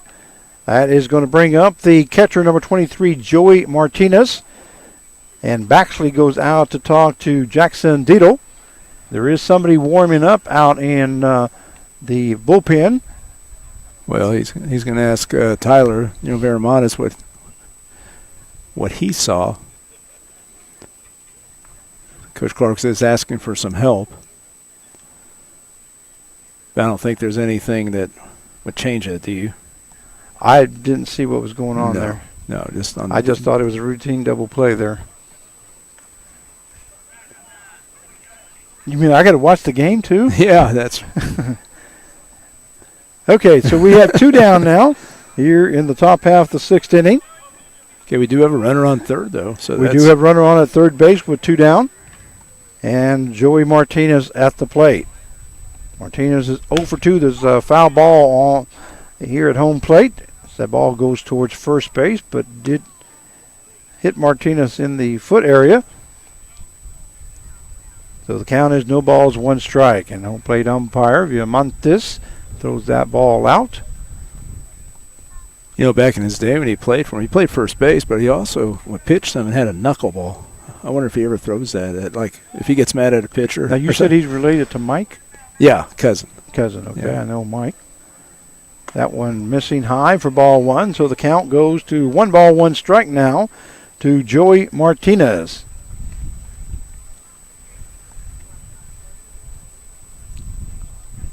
Runner on at third base with 2 down now here in the top half of the 6th. That one just missing low and inside for ball 2.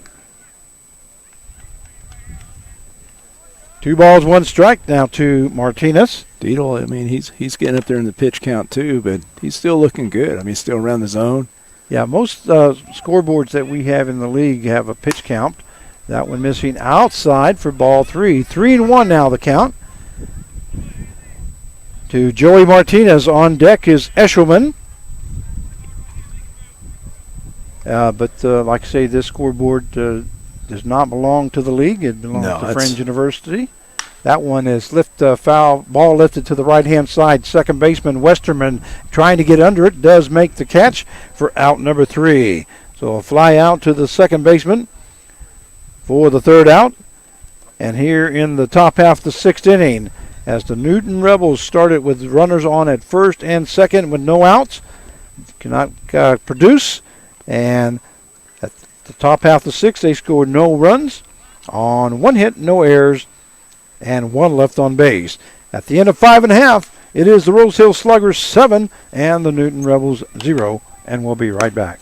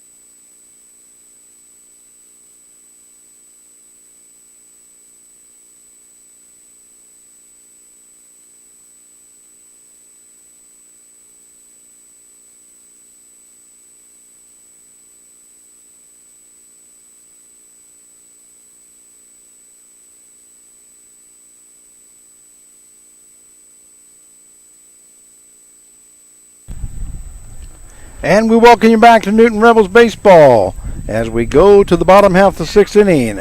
And we do have a new pitcher now coming in for the Newton Rebels. And that is number 16. That was Patton, right? Right, Andrew Patton. Andrew Patton coming in to pitch. He's a new player for the Newton Rebels. I think he played the center field in the last 2 ball games. Right. Yeah. Teammate of Enzo and from Lake Erie.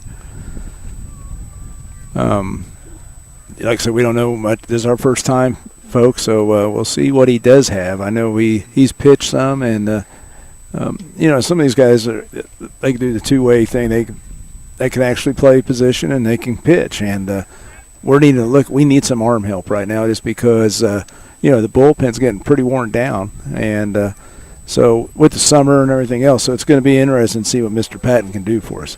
All right, we got the final numbers on Hinkleman. He went 2 innings, gave up 1 hit, had 1 base on balls, 3 strikeouts as he faced 7 batters. So here is Patton's first pitch in their breaking ball for strike 1. He faces catcher number 26, Zach Baxley. Baxley is 2 for 3 here tonight as he has had a double and a single. Grounded out to the shortstop in the second inning. Speaking of pitching, here we got right behind us a Rebel legend here, R.J. Gaines. Mr. Hello, sir. We miss you this year. At ball call strike 3 for out number 1 as Baxley goes down looking for the first out and also the first strikeout recorded by Andrew Patton. It's going to bring up the right fielder, number 42, Hunter Gibson. Gibson is 2 for 3 here this evening as he has 2 base hits and grounded out to the shortstop in the second inning. He has scored 1 run and has a total of 3 RBIs here this evening. That ball hit hard into right field. It is going to be foul as that goes into the Rebels bullpen area. So, Mr. Gaines, how you been, sir? Yeah, you miss being on the mound? Oh, yeah, every day. He's a competitor. This guy, I love watching him pitch. Count is no balls, 1 strike, and here's the pitch. A great breaking ball there by Andrew Patton, and the count goes no balls and 2 strikes.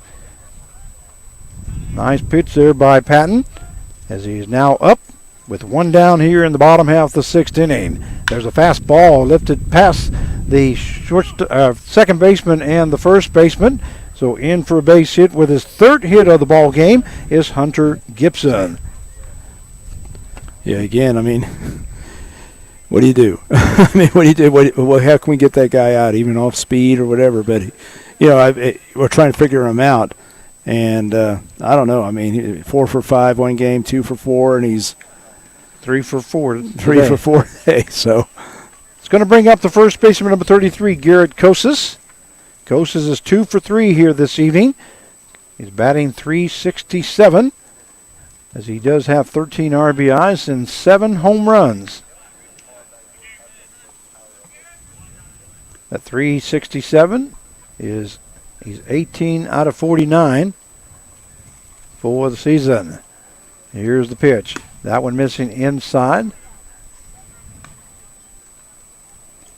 So Andrew Patton is now the pitcher for the Newton Rebels here in the bottom half of the 6th inning as the Rebels are down 7-0 to the Rose Hill Sluggers. Gibson on at first. A breaking ball. That's going to be hit right back to the pitcher.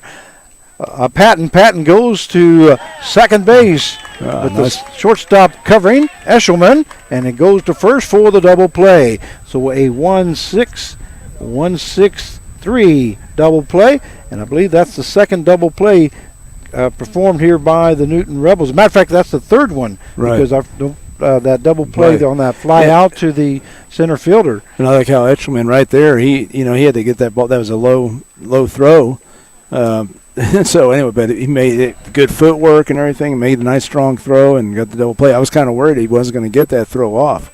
So at the bottom half of the 6th inning for the Sluggers, they scored no runs on 1 hit, no errors, and nobody left on base. At the end of 6 innings of play, it is the Sluggers 7 and the Rebels 0, and we'll be right back.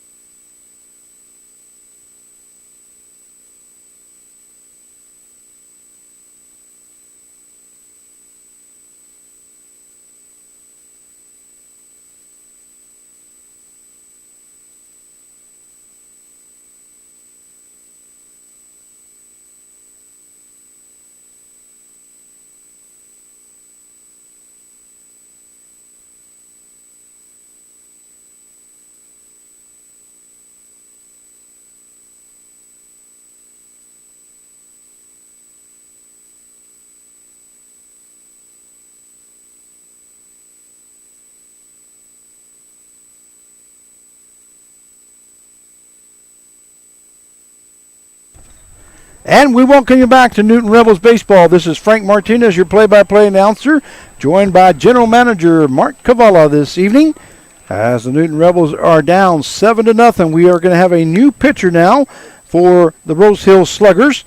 It is Blake Robinson coming in to pitch in the 7th inning. Blake Robinson, you want to give us a little vitals on him? Well, another pitcher. Pitching on his field right here at Friends University. He's a sophomore.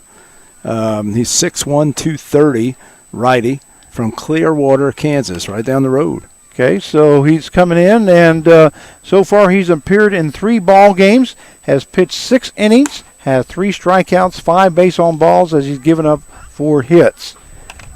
And we'll give you the final numbers on Jackson Dietel. But Robinson will be facing the shortstop number 5, Aaron Eshelman. Eshelman is 1 for 2 here in the ball game. And let me see if I can give you the final numbers for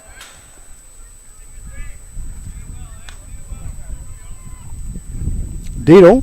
Dietel ended up going 6 innings, giving up 4 hits, no runs, no earned runs, 2 base on balls, had 4 strikeouts as he faced 25 batters. A swing and a miss there by Eshelman. Yeah, Robinson has some good pop on his fastball right there, and I think his big thing, just locating and like I said, he's got the stuff. He throws hard. That one missing outside. He's a big kid, He 6'1", yeah. 230. So the count goes to 1 ball, 2 strikes now to Eshelman as we are in the top half of the 7th inning. That one missing high for ball 2. 2-2 now the count. Looks like her pitcher looks a little dark, doesn't it? Yeah, it does. Hopefully it adjusts here. I don't know if they're going to put the lights on or. So we are in the shade, which feels good to us, but yeah, not very good for the camera. That one is fouled off to the third base side. It's going to be out of play. Frank, I know we talk about Wichita State players, playing within the league. Well, Coach Nicias, he's got his share of players playing all over, with the Friends University program that he has and the opportunity to get to play because, like I said, there's only like 5 leagues right now in the country playing, and we're fortunate. The Sunflower Collegiate League is one of those leagues, and once again, they're going to have their all-star game coming up July the 25th at Eck Stadium. Right. And then they'll be playing there again Tuesday for the Sunflower Showcase at the Eck. That's call strike 3 to Eshelman. Nice pitch there by Blake Robertson as he records his first out and the first strikeout of the ball game. It's going to bring up the center fielder, number 13, Darius Gaston. Correction, we're going to have a pinch hitter. That's going to be Garza, I believe. Yeah, Eric Garza. Eric Garza will be coming in. He's a 6'2", 195-pounder from El Paso Community College. His hometown is Houston, Texas. So Garza is up. First pitch to him is ball 1. And Eric's a good kid. Like I said, he's the guy I've known. The guy that works with him hitting was one of my ex-players, Robert Blankenship. And the thing is about Garza, it's like, hey, Coach, you have a tee. I really want to work on my. So he's working hard. That one in there for strike 1, so the count will go to 1 ball, 1 strike. And I think when he first came in, he had trouble with his approach. We talked about it, and he's worked on his approach. And you look at his numbers because he's not hitting, but his quality at bats have been really a lot better the last 3 games. Swing and a miss there by Garza, and the count goes to 1 ball, 2 strikes. Now, I wish you didn't swing at that, but it's like when I say it, boom, that happens. But no, he's actually improved, and he's asking questions, and he's trying to get better. Well, that's what this summer league is all about. That one missing outside. Good pitch there by Robinson, but Garza stays off of it. So that will take the count now to 2 balls, 2 strikes. We are in the top half of the 7th inning. The score 7-0 in favor of the Sluggers, as the Rebels are trying to get back into it. That one fouled off by Garza. I'm going to have to give me a clicker whenever we go to these fields that don't have a scoreboard. I think I've got one in my coaching bag. I'll pull it out, okay? Well, I was going to say. Yeah. What are you here for? You think you're here for your looks? I know it's not that. Okay. Just to keep you company. There you go. Swing and a miss there by Garza as he goes down swinging for the second out. And that's the second strikeout recorded by Blake Robertson. Going to bring up the second baseman. Number 3, Lachlan Ross. And so you might be asking, where Jack Sigris is. He's been missing this week. He's down in Texas at a wedding. That one missing high for ball 1. So we're missing him. That's our regular second baseman, And Wichita State. And also we had a player from WSU that never really got a chance to play, that Van Voren. Yeah. We understand he had surgery a couple days ago, and we hope he's doing well. Right. Yeah. He only got to play 2 games, and unfortunately, I guess he had trouble with the lumbar, and it's too bad because what I saw in him, he looked really, really could have helped us. Yeah, I think he could have helped us, and but anyway, I did want to get a shout out to him because, like I say, I did hear that he had surgery, and we're glad that everything went well. 3-0 the count now to Lachlan Ross. That one missing outside. Ball 4 now to Ross. And that reminds me, we're not going to go away here between the innings because we got to get the sponsors in. Right, definitely. It's going to bring up the third baseman, number 55, Nolan Riley. I also want to say, Frank, we will be playing at home Tuesday, and like to get the fans out there to help these guys go on. They love playing at home in Newton. Yeah, we need some fans to come out and support the Newton Rebels. That one in there for call strike 1 to Nolan Riley, as we do have a runner on at first base with 2 down here in the top half of the 7th inning. 7-0 is the score in favor of the Rose Hill Sluggers. Blake Robertson's pitch. That swing and a miss there by Riley. I think there's only like 7 home games left, Frank. So, yeah, if you guys are in the Newton area, come out and watch us. I mean, Wichita, it's not that far. It's not that far, just down the road. Here's Robertson's pitch. That one lifted over our heads, and hope it keeps going. Yeah. Okay. That's where I get that umbrella, I guess. Okay.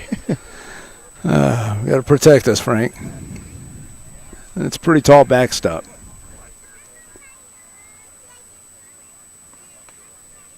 Here's the pitch. That one is fouled off once again. Okay. I'm okay. Your car's safe. I'm watching it. Home plate umpire, your Montes, asked for some new baseballs.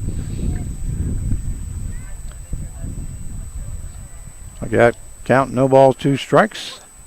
Now to Riley. And here's the pitch. That one missing outside. That's a good job of holding off on that one because I thought he might go on it. Yeah, well, that's the kind of pitch you want to throw with an 0-2 count. Yeah. Something to make him chase. So 1-2 now the count to Riley. Ross at first base, 2 down. And here's a pitch by Robinson. That one into the ground. That gets away from Baxley at home plate. So, and that's what we were talking about Garza earlier. will move over to second. That's what we were talking about earlier, though, Frank, with the catchers. Especially with the turf, it's a different situation than dirt. I said Garza, I meant Ross. I'm sorry. Ross moves over to second base.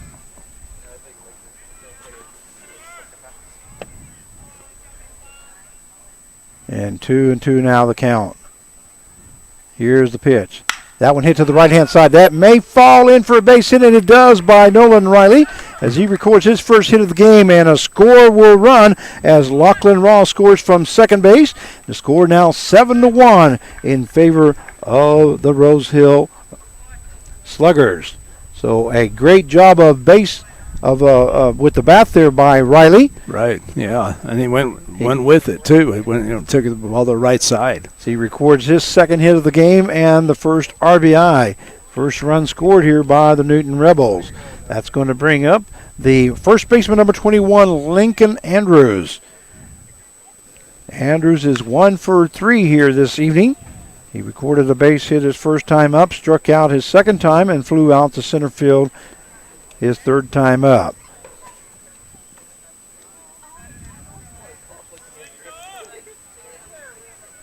So Riley now was 2 for 3. That one missing outside, so the count will go now to 1 ball, 1 strike. It's always interesting to see how pitchers pitch, like somebody like, Lincoln right here. How's he going to pitch to him? Big lefty. Like see what he's doing with the righties, but see what he does with the lefties. And here's Robertson's pitch. That one missing high for ball 2. Count is 2 balls, 1 strike now to Lincoln Andrews, first baseman for the Newton Rebels. As we do have 2 down, as Robinson started off with 2 strikeouts against Eshelman and Garza. And here's the pitch. That one fouled off there by Andrews. Yeah, they came inside right there. Good at bat, the last 2 batters here, really fighting them off. And Riley finally won the battle as he stands on at first base with an RBI. Here's the pitch. That one missing high for ball 3. So the count goes full now at 3 balls, 2 strikes. With Nolan Riley on at first base, he'll be taken off on the pitch as there is 2 down here in the top half of the 7th inning. The score 7-1 in favor of Rose Hill. And here's Robinson's pitch. Swing and a miss there by Lincoln Andrews as he goes down swinging.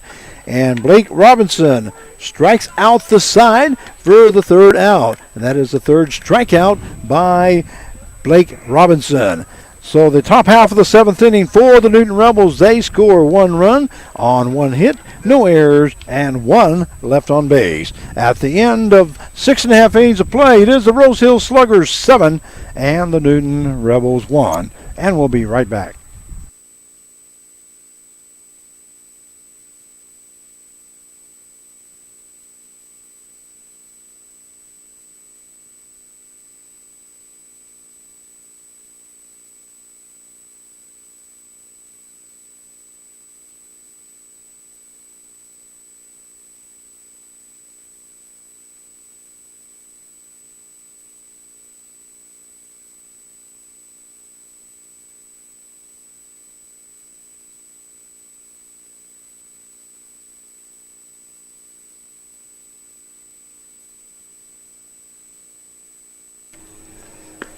And we welcome you back to Newton Rebels Baseball as we go to the bottom half of the 7th inning. The score 7-1 in favor of Rose Hill. And coming in for his 2nd inning of work is Andrew Patton. Yeah, what you think of Patton's first inning? First time he's pitched here. Well, he's done a great job. He struck out the first guy.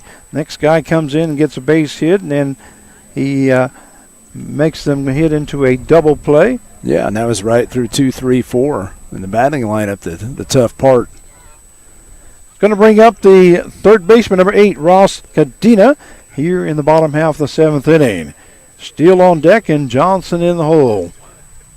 First pitch, a swing and a miss there by Cadena as the count goes to no balls, 1 strike here in the bottom half of the 7th inning. There we got that legend behind us again, Frank. RJ. We got RJ Gaines again. That breaking ball low for ball 1, so the count goes to 1 ball, 1 strike now to Ross Cadena, who's playing 3rd base here this evening. Once again, he caught last night's ball game and did a great job as the Rebels lost 10-7. That ball lifted into center field. Center fielder Garza. Oh, it's no, that's Cassane now, yeah. It looks like. So Cassane moved over to center field. And I'm not sure who's in left field. Must be Garza. So we have 1 out here. And that brings up the designated hitter number 27, Jenner Steele. I'll take a look. Our point streak is not correct. It's showing Garza in center field. Huh. Yeah, that is Garza out in left. Ball hit to the Shortstop Eshelman yeah. goes to first for out number 2. So a 6-3 put out for the second out. And that'll bring up the shortstop, number 11, Matt Johnson. Hey, Frank, I was going to say, I coach a long time. I've been around it. And you have the guys that really want the ball. This guy right here. I mean, he's one of those I put in that group that wanted to pitch every day. I always enjoyed watching him pitch. He come in here with an attitude, and it was his home plate, and he was going to take care of it. And that's the kind of attitude I like to have on my team. R.J. Gaines played for how many years? 3 years? Did you play for the Rebels? Yeah, 3 years. That one missing for ball 1, I believe. We might have miscounted here. But we sure miss that leadership that he had, and that breaking ball there by Patton. And working with the young kids and all that. So he always enjoyed that. And unfortunately, you had to graduate, too, from school. I mean, and then we move on. But we all grow up, don't we? Wish we could have kept you. So the count, I believe, is 1 ball. That one just missing below the knees.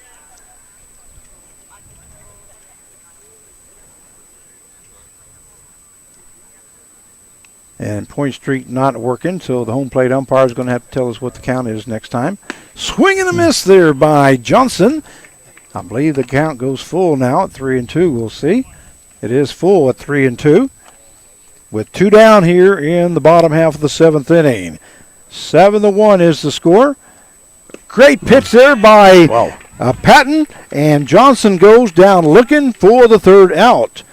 So the bottom half of the 7th inning. For the Rose Hill Sluggers, they scored no runs on no hits, no errors, and nobody left on base. At the end of 7 innings of play is the Rose Hill Sluggers 7 and the Newton Rebels 1, and we'll be right back.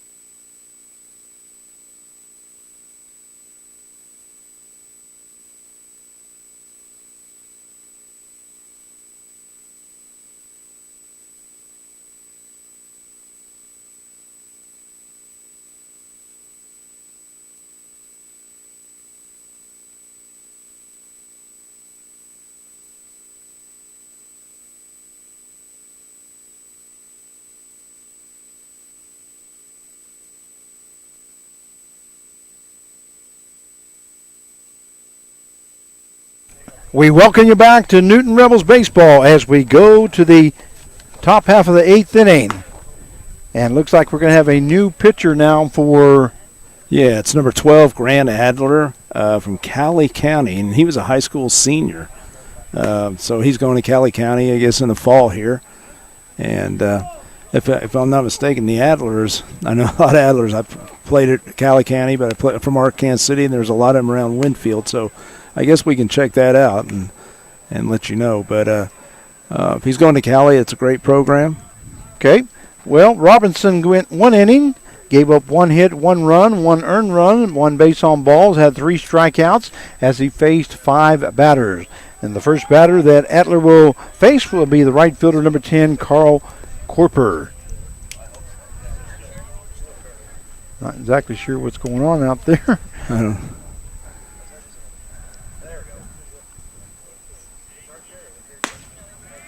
First pitch to Corper is ball 1.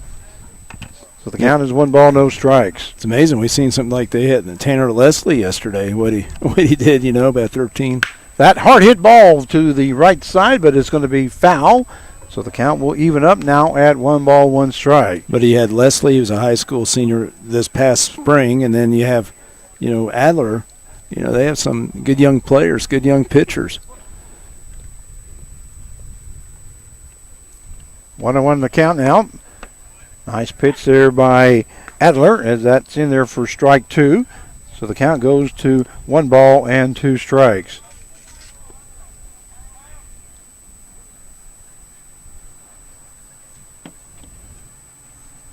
That one hit hard by Corpler. Center fielder Hartman moving to his left, right toward the fence area, and makes the catch for out number 1. So F8 in the books. Like I said again, we just need some base runners. Just get something going like that, and we can't hit a 6-run homer, right, Frank? Isn't that what we always say? That's right, exactly right. Brings up the designated hitter number 17, Enzo the Boom Bonventry. First pitch to Bonventry, misses low for ball 1. So 1-0 now the count. Well, the Newton Rebels are going to have to do it here the last 2 innings. They've actually have a pretty good game going, except for those crooked numbers in the first, and then I believe it was in the 4th inning. Yep, that's the only time that they've allowed them to score. But this is a good hitting ball team. Yeah, no, it is. I mean, you look at that middle line, as good as any team in the league, man. That one is fouled off by Bonventry. But I know Coach Clark and I, in our discussions, we talked quite a bit about it, and he doesn't understand, these big innings that you're talking about. Why we're giving them up. It's like, we'll be going find them. Boom, like yesterday, 4-0 lead and give up 3 like that. And here's the pitch. That one hit hard by Bonventry, lifted into left center field. That may be in for extra bases as Bonventry rounds first base and now hitting to second. And he is standing up with a double as the Newton Rebels now have a runner on at second base with 1 down. And I was going to say, Enzo, he got that fastball right there, and he got that barrel. I see that barrel just go attacking, and when it just jumped, we were at it right from where we are. We could see the ball just take off, and he hit it solid. It's going to bring up the left fielder, number 14, Sam Cassane. Cassane is 0 for 3 here in the ball game. He's batting .230 for the season. Swing and a miss there by Cassane. So the count goes to no balls, 1 strike. With 1 down here in the top half of the 8th inning. And runner on it. Well, I was going to say, it looked like Coach Rozelle, the hitting coach, is telling him something. So hopefully, he's listening.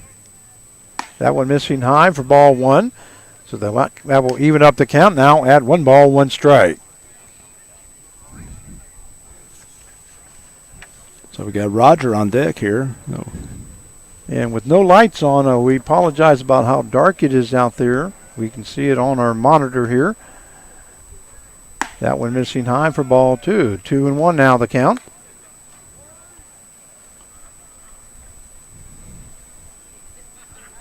The camera's about 10 feet away from us.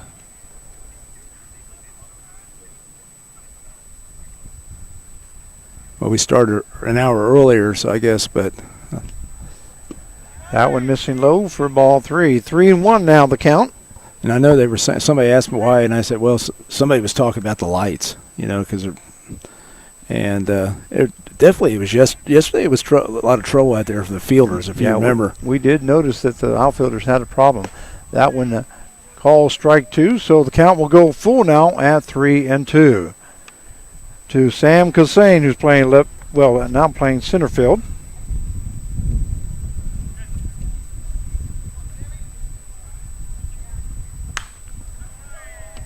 Out off by Cassane.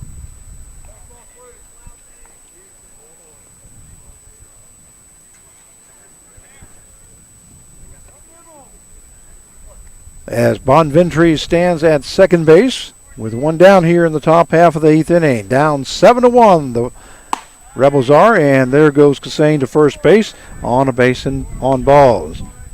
We'll bring up we're going to have a pinch hitter here for the Newton Rebels. That's going to be Roger Valoria will be coming in to pinch hit for Joey Martinez. So number 44. Yeah, Roger's from Caracas, Venezuela. He's 6 foot 215, right-handed. He's a freshman at Marshalltown Community College. So Valoria coming to the plate here with 1 down. And runners on at first and second. And the first pitch is high for ball 1.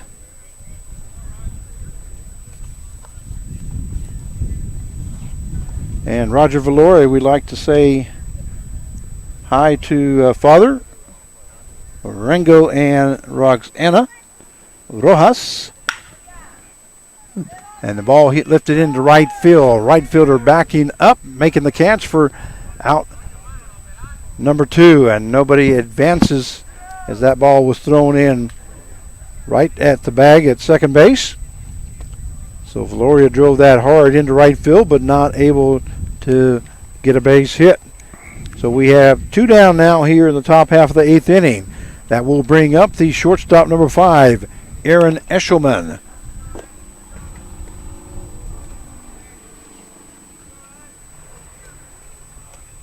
It'd be good to see, like I said, Eshelman's been, he's been putting the bat on the ball, and you know what I'm saying? He's one of those guys that just, uses the field. We've seen him pull it. We've seen him go the opposite way. Count is 1 ball, no strikes down to Eshelman. There's definitely some holes there. Who's 1 for 3 here this evening. He is batting 181 as he's had 4 hits at 22 at bat. He does have 2 RBIs, so there is ducks on the pond here for him. See what he can do. That one missing high. And I believe the count is 3 balls in, no strikes. 3-0 now the count with Bonventry on at second. Cassane on. He just gave us the 3. Cassane on at first. That one in there for call strike 1. That takes the count now at 3 balls and 1 strike. Newton Rebels need more base runners and need more guys across the plate here, as they are down 7-1 in the 8th. That one missing low for ball 4, so that's another walk by Adler. Now the bases will be full as Bonventry moves to third. Cassane goes to second. Eshelman at first, and that will bring up the left fielder, number 9, Eric Garza.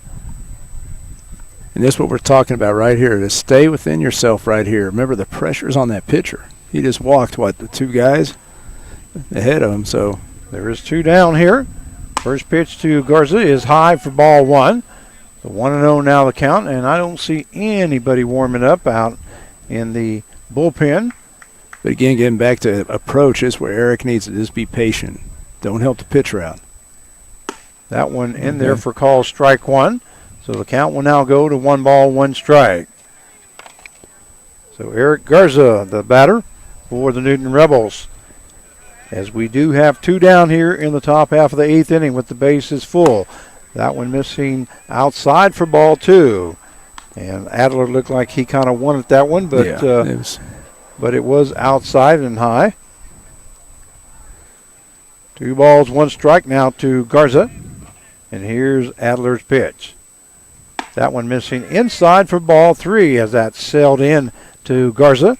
So that will take the count now at 3-1. Yeah, Baxley's going out there to talk to him. They've got, let's see, number 21 is out there for, let's see. Just heading out to just heading out there. It's Easton James, Eastern Oklahoma State. He's going out there right now, and also number 25. So that's Jesse People.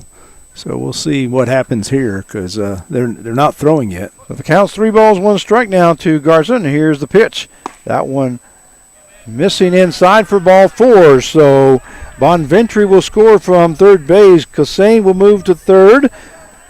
Eshelman moves to second, and Garza moves to first base, and that's the 3rd walk given up by Adler here in this inning. So the score now 7-2, and that's going to bring up the second baseman, number 3, Lachlan Ross, as there is 2 down here in the top half of the 8th inning.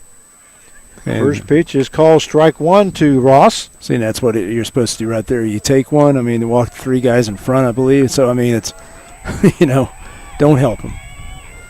That ball hit to the shortstop. Shortstop comes across, goes to first, and a nice scoop there by the first baseman, Kosas. That was Johnson to Kosas for the 3rd out. So a 6-3 put out for the 3rd out. And the top half of the 8th inning for the Newton Rebels, they score 1 run on 1 hit, no errors, and 3 left on base. At the end of 7.5 innings of play, it is the Rose Hill Sluggers 7 and the Newton Rebels 2, and we'll be right back.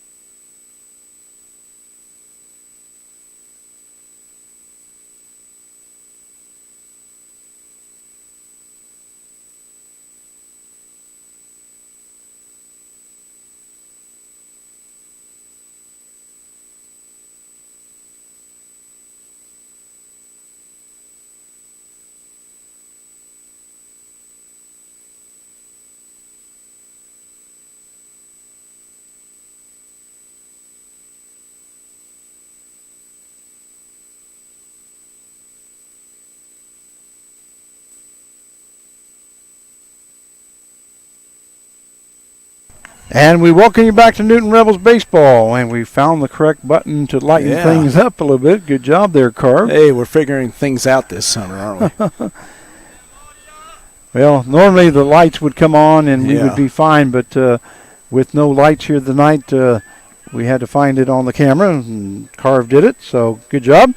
We go to the bottom half of the 8th inning. The score 7-2 in favor of the Rose Hill Sluggers. First batter, left fielder number 15, Kelsey Weems. Ball hit to the shortstop, Eshelman. He moves to his right, not going to be able to get to it as Weems is in with his first hit of the ball game. Yeah, this is the bottom part of the order right here. And that'll bring up the second baseman, number 13, Brett Westerman.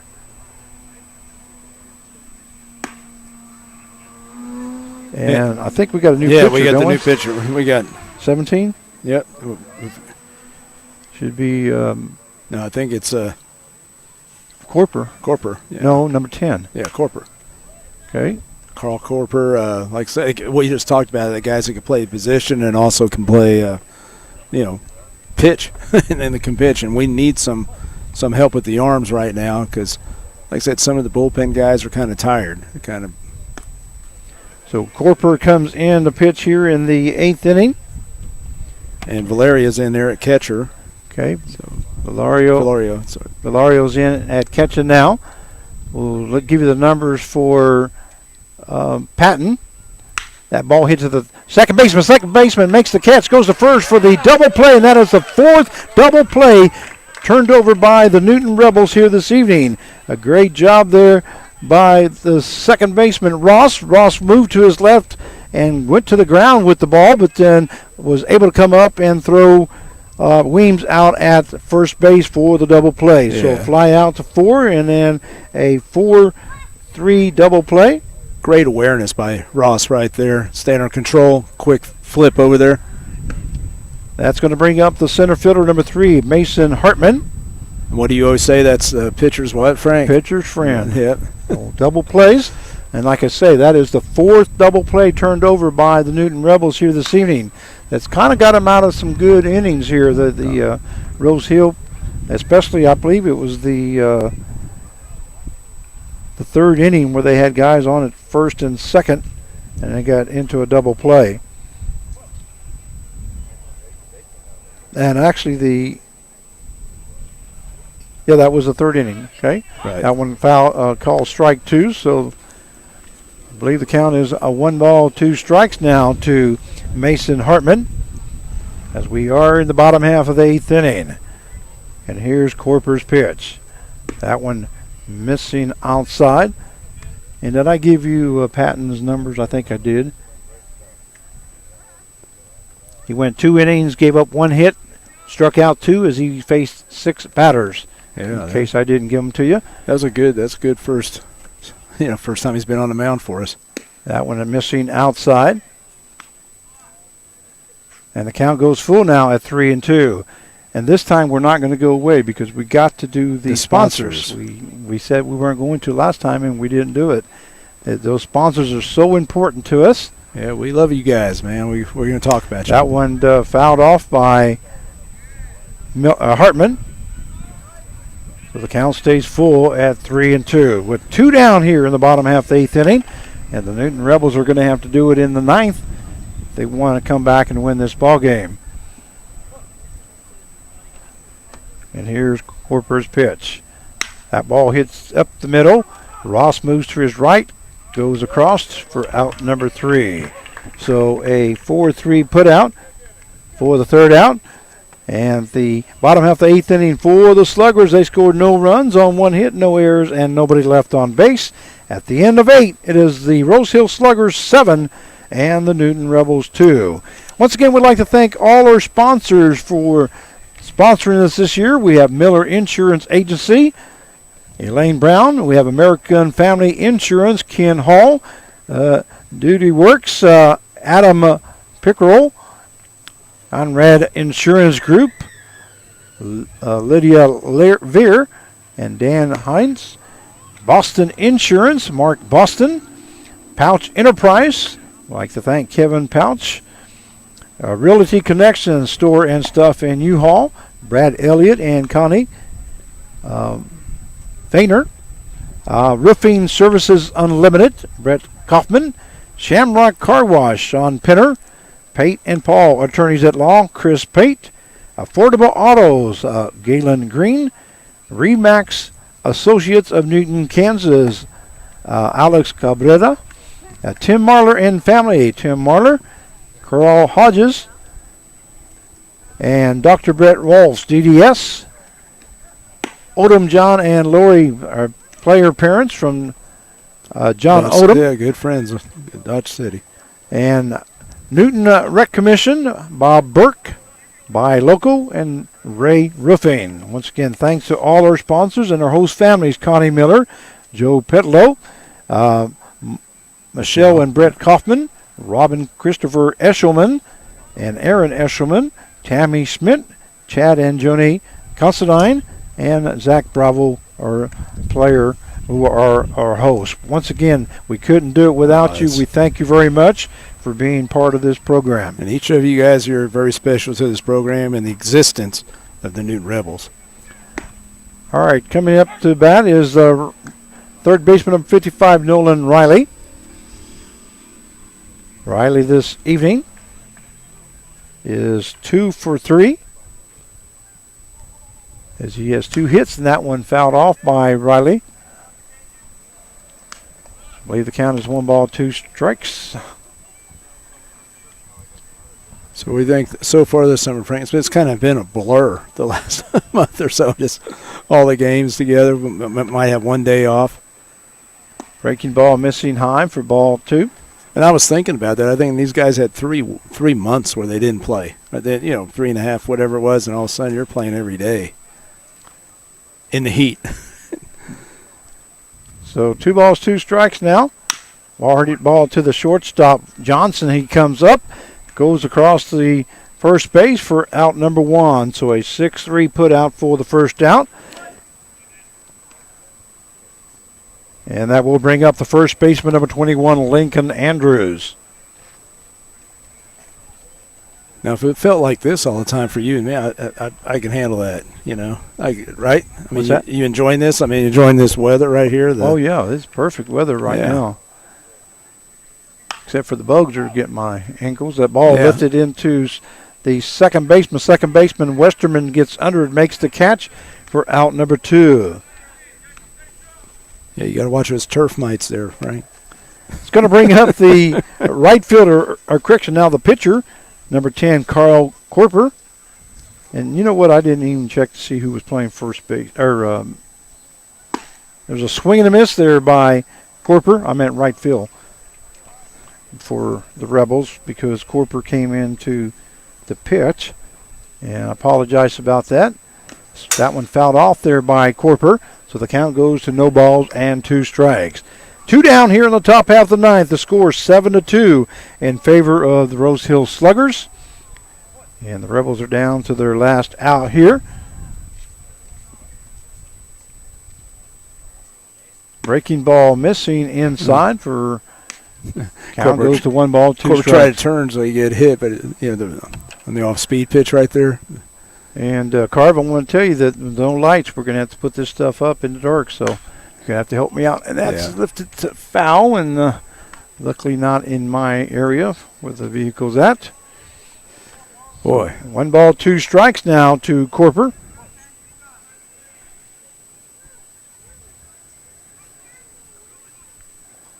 And now pitching is a new guy, too, 25. Did you catch that? It was the... Give me his name. Jesse People. That's okay, Jesse Peoples now. Out at Coffeyville Community College. Okay, sorry about that. I didn't announce it, and I apologize about that. But we knew he was warming up. Jesse Peoples is now come in to pitch here in that inning. He hits Corper in the ankle, so he will be going over to first base as a hit batsman. And that will bring up, looks like we're going to have a pinch hitter here for the Newton Rebels. That's going to be number 22, Tommy Thrasher, isn't it? Yep, Tommy Thrasher. Okay. 22 coming in is Tommy Thrasher. From Lafayette, California, 6'1", 210, right-handed freshman from Long Beach State.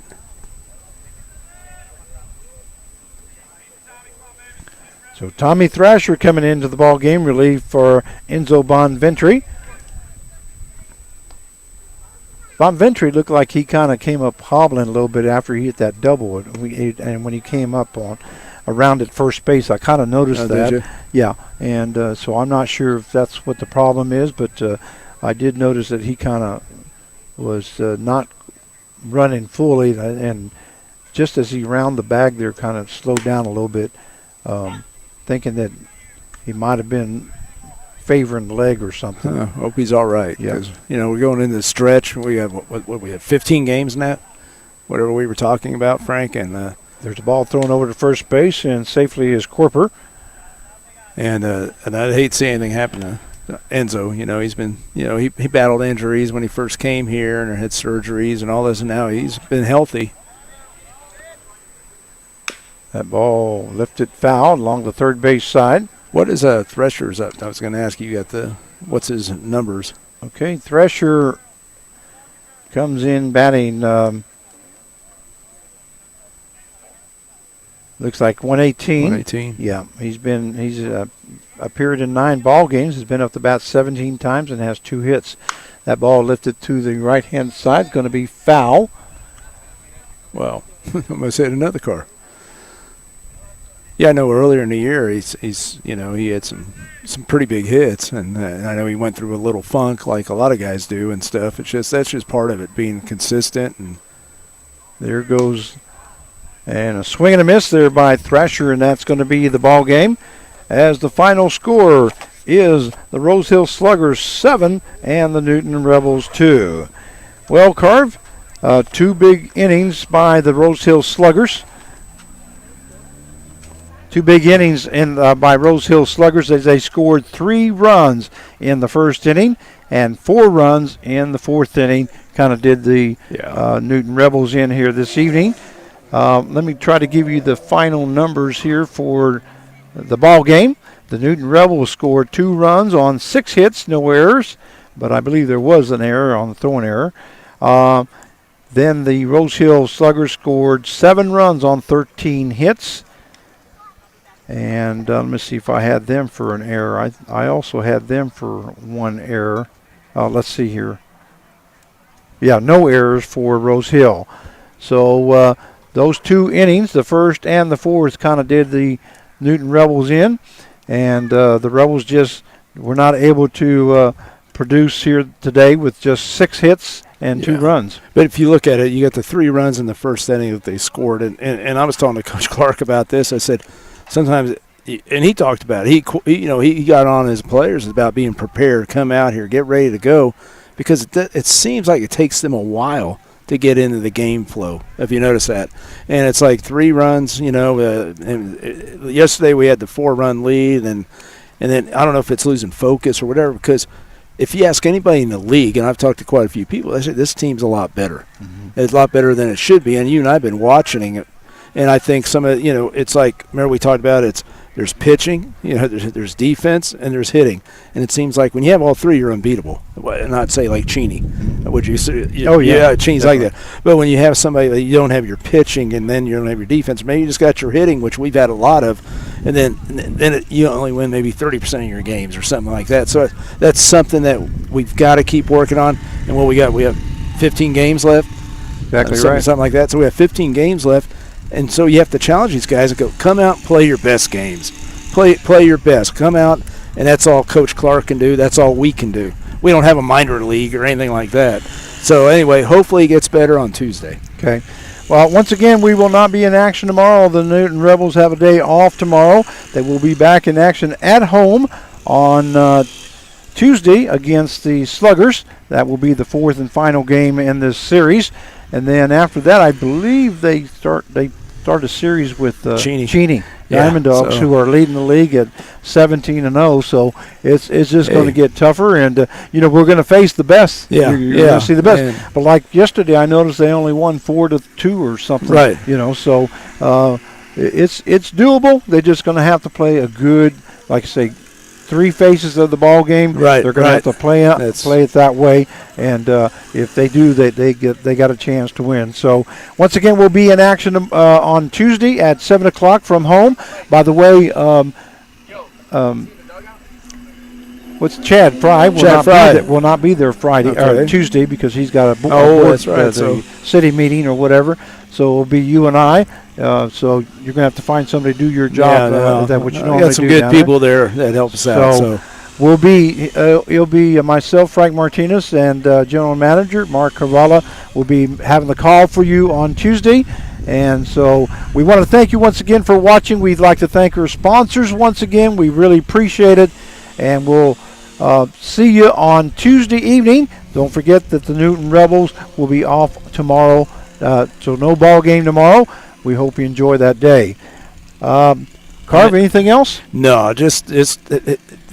Newton, the people, Rebel fans, come out and root on these guys Tuesday. They love playing at home, and they love to see you fans out there. And that's all we can ask, and let's finish strong.